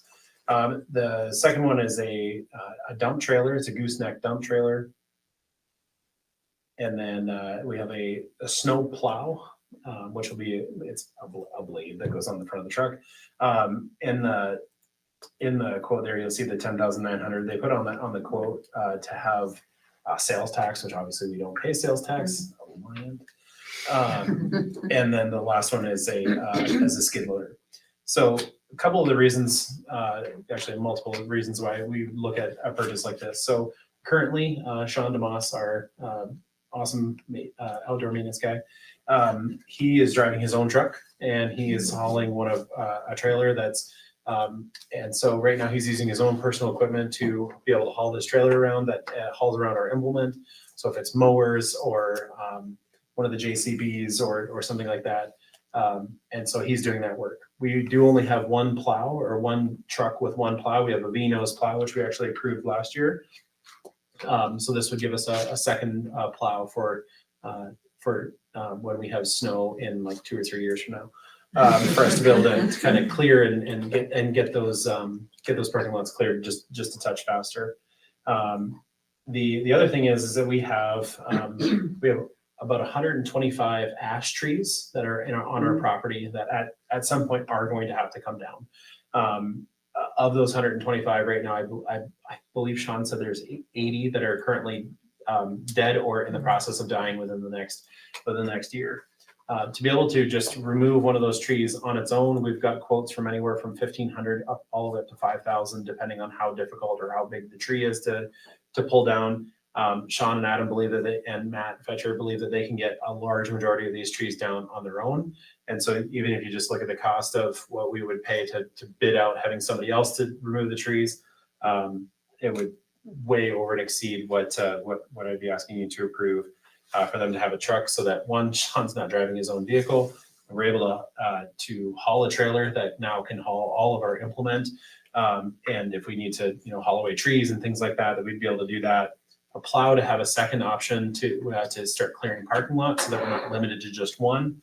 And then a skid loader would also help and assist with all of the trees and things that we would pull down. Plus it can be also a universal item that our student construction class could use when they finally get going on the bathroom project and anything else that we might do. So the other thing with the skid loader too, which is that the Kubota there, is we have a trade. So we have a trade credit of $12,000, and that $12,000 is going to replace one of our. We have a broken down JCB right now, which is if you've seen those things, it's Sean uses them. We'll use them to clear parking lots and things like that. So it's sitting in our shop right now, broken down. We have a repair estimate of a little more than $10,000 for that, or they'll give us $12,000 for it. So to me, it seemed like a little bit of a no-brainer. It's old. It's probably past its prime anyway.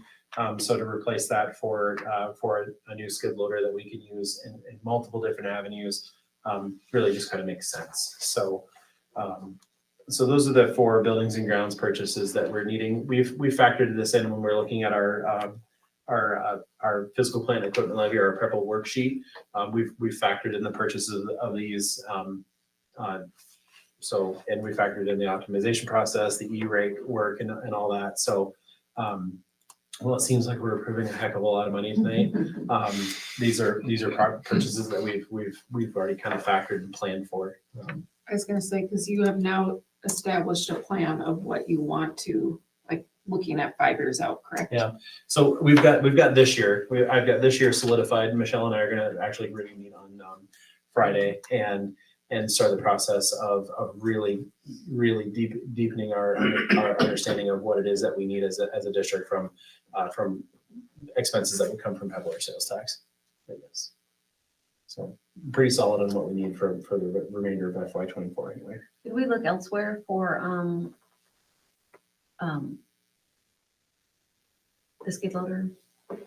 So Like, did we we, get bids from other restaurants from other places, or did we just go to Readers? so we've used Readers, pretty extensively. So all of our JCB equipment that we've ever purchased from there has all come from there. Our mowers, we've all purchased from there. They've always been, and they give us like a school rate or a state rate on that. I don't know if we get any better. Any better, okay. Going Okay, anywhere I else. didn't know we could get state rates on, our equipment like that. but Yeah, that's awesome. and it's the same as the truck too. So if like I was sharing with Connie earlier, is that it was Cindy. If I was to like go to like Carl Chevrolet down in Des Moines and get this same truck, we'd pay $75,000 for that truck. Our state rate is, just a shade over 43. So And what year is this truck? it's a 2024. It is, okay. I don't know if I just was blind. Yeah. Is it already, like, is it on the lot, or we're waiting? No, we can get it. Okay. Yep, we can get it right away.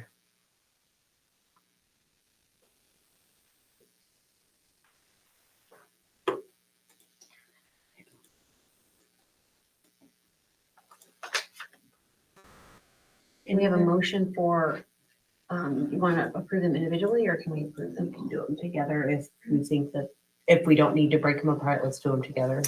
If we need to do them individually, we can. Is that true, Laura? Yeah. I thought. Do you want a total amount before you guys do that? It's 105,000. Thank you.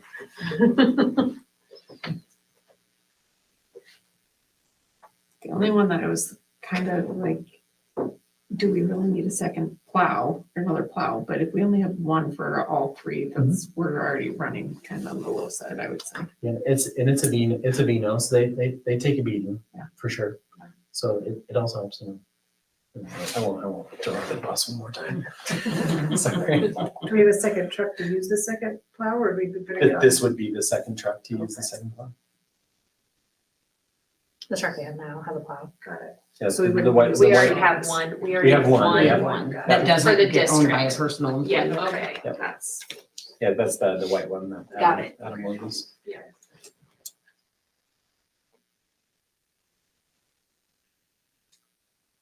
Okay, then I would make a motion to approve the purchase of the truck, trailer, snowplow, and skid loader that were presented to us. Need a dollar amount? Totaling an amount of. Totaling amount of 35. Up to 105,560. 105,560, 105,560. So if you want to hold it, that things could change. We'll say like an amount not to exceed Yeah. 110,000. Yeah. Just to give In an yourself amount a- not to exceed 110,000. Give yourself a little cushion. Okay.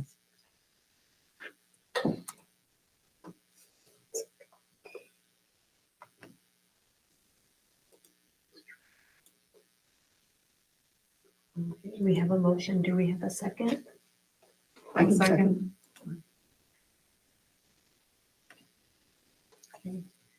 Boyd. Aye. Rip Hagan. Aye. Fields. Aye. Dominic. Aye. Silva. Aye.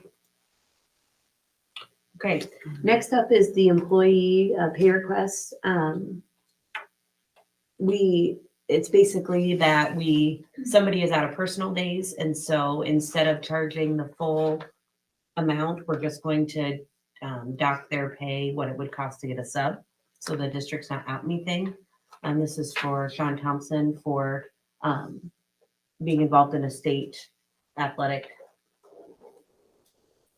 He's officiating. He's for officiating, boys thank and- you, officiating. He's officiating girls and boys state wrestling.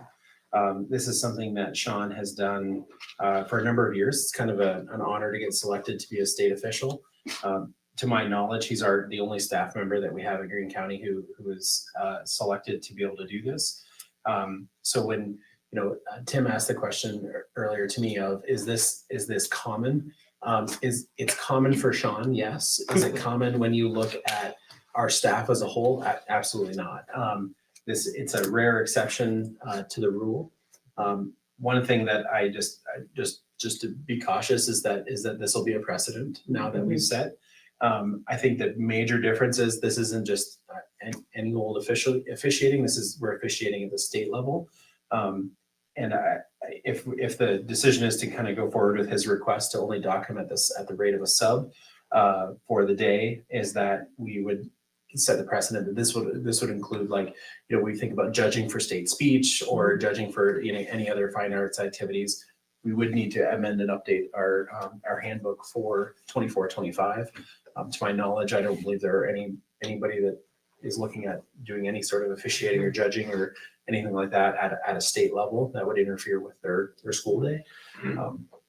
And we have done this once before when someone ran out of medical leave and they requested when they were out of their days for us to do this. And we did grant that before. Yeah, and I associated it with that. Sean had been asking me back and forth about what I thought. And I said I would like to leave it up to our board to make that decision in regard to this. But I did associate it with, we did have a teacher last year where we approved something similar so that it would, again, it was a completely different situation, of course. But this is what I kind of related it to, is that this is something, I think this is a pretty cool thing that Sean gets to do every year, to officiate at the state tournament. And in the past, he has not received this. No, he has taken a full doc leave. And so his doc rate of pay is, because you have to include all your FICA, your ICRs, your health and all the other stuff. Getting docked as a teacher or as an educator, for lack of a better word, it sucks. I mean, it's $400 a day, basically for Sean. And I think when he goes to, in the past, when he's went to officiate, he's essentially gone to lose $120 a day. Is about what he receives back from the state officiating. It's about $180, I think, is what he shared with me. So this way, essentially he's going to go to the state tournament and make like $30, which may cover his travel expenses and food. Maybe. So this is something that we could approve now and then put on the policy committee to let's look at how we want to. Yeah, it would be. Because I don't want to get in the position of we're doing this a lot. Yeah. So if we can through policy say, okay, this is how we handle it when we have. And we'd handbook it, honestly, rather than making it a board policy. Would be how I'd want to proceed with that. Is if you guys are going to approve it, then that's what I would do, and just really step it out that they'd still need to request it. They'd still need board approval, because and limit it to it's for state officiating. And you've exhausted your personal leave. So it's like, if I'm sitting there with a bank of 3 personal days, well, we're not gonna, grant you just to be able to take a doc day so you can save your personal days for later. Like you'd have to go through a couple of things before you could. Yeah. And he's used those personal days for. Yeah, he's out. But I mean, he's used those days for interscholastic activities. It's not like it's used for something else. Sure. He's used it for the school activities. Yeah. I'll make a motion to approve Sean Thompson's request for the doc pay of the substitute.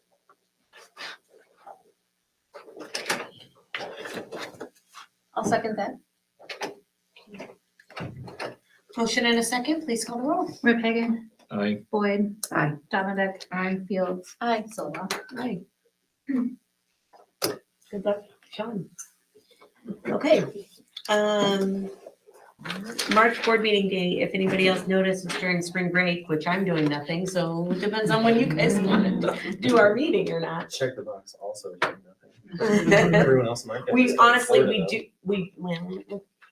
we do or don't have to move it. It's up to us. We just want to acknowledge and see if we still want to have it on March 13th or what's everybody's vibe, so. It's just a discussion. If they don't make any changes, we can move on. Yeah.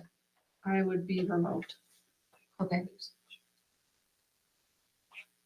Available but remote. And I will also bring up that we've scheduled our first, we will be planning, we haven't notified yet because the date range hasn't came yet, but we are going to look to hold our first public hearing for our proposed budget for FY25. So At this meeting. Nope. No, this one on the 27th. Of March. Yep. And we want to have this.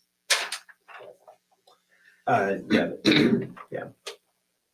Actually, the request or it is required that we hold it as a completely separate meeting for that public hearing anyway. and we cannot do it before, the 20th. I think it There's is. too many dates. Yeah, there's a lot of dates there. So 5:15. it is new, so we actually have to have two public hearings this year. In the past, we've only ever had to have one, so. I'm okay with keeping it on the 13th. How about anyone that's presenting that works for the school? That's just it. We probably wouldn't We have wouldn't do student staff and staff student or recognition, which typically in the past they've handled by, just presenting it like at an assembly or something of that nature. If nobody has any major concerns, let's just leave it at that school. So there'd be just maybe no motion, no movement, that's it. Okay. Just move on. All right, so spring break meeting, that'll be fun. Super. You pumped? Policy board.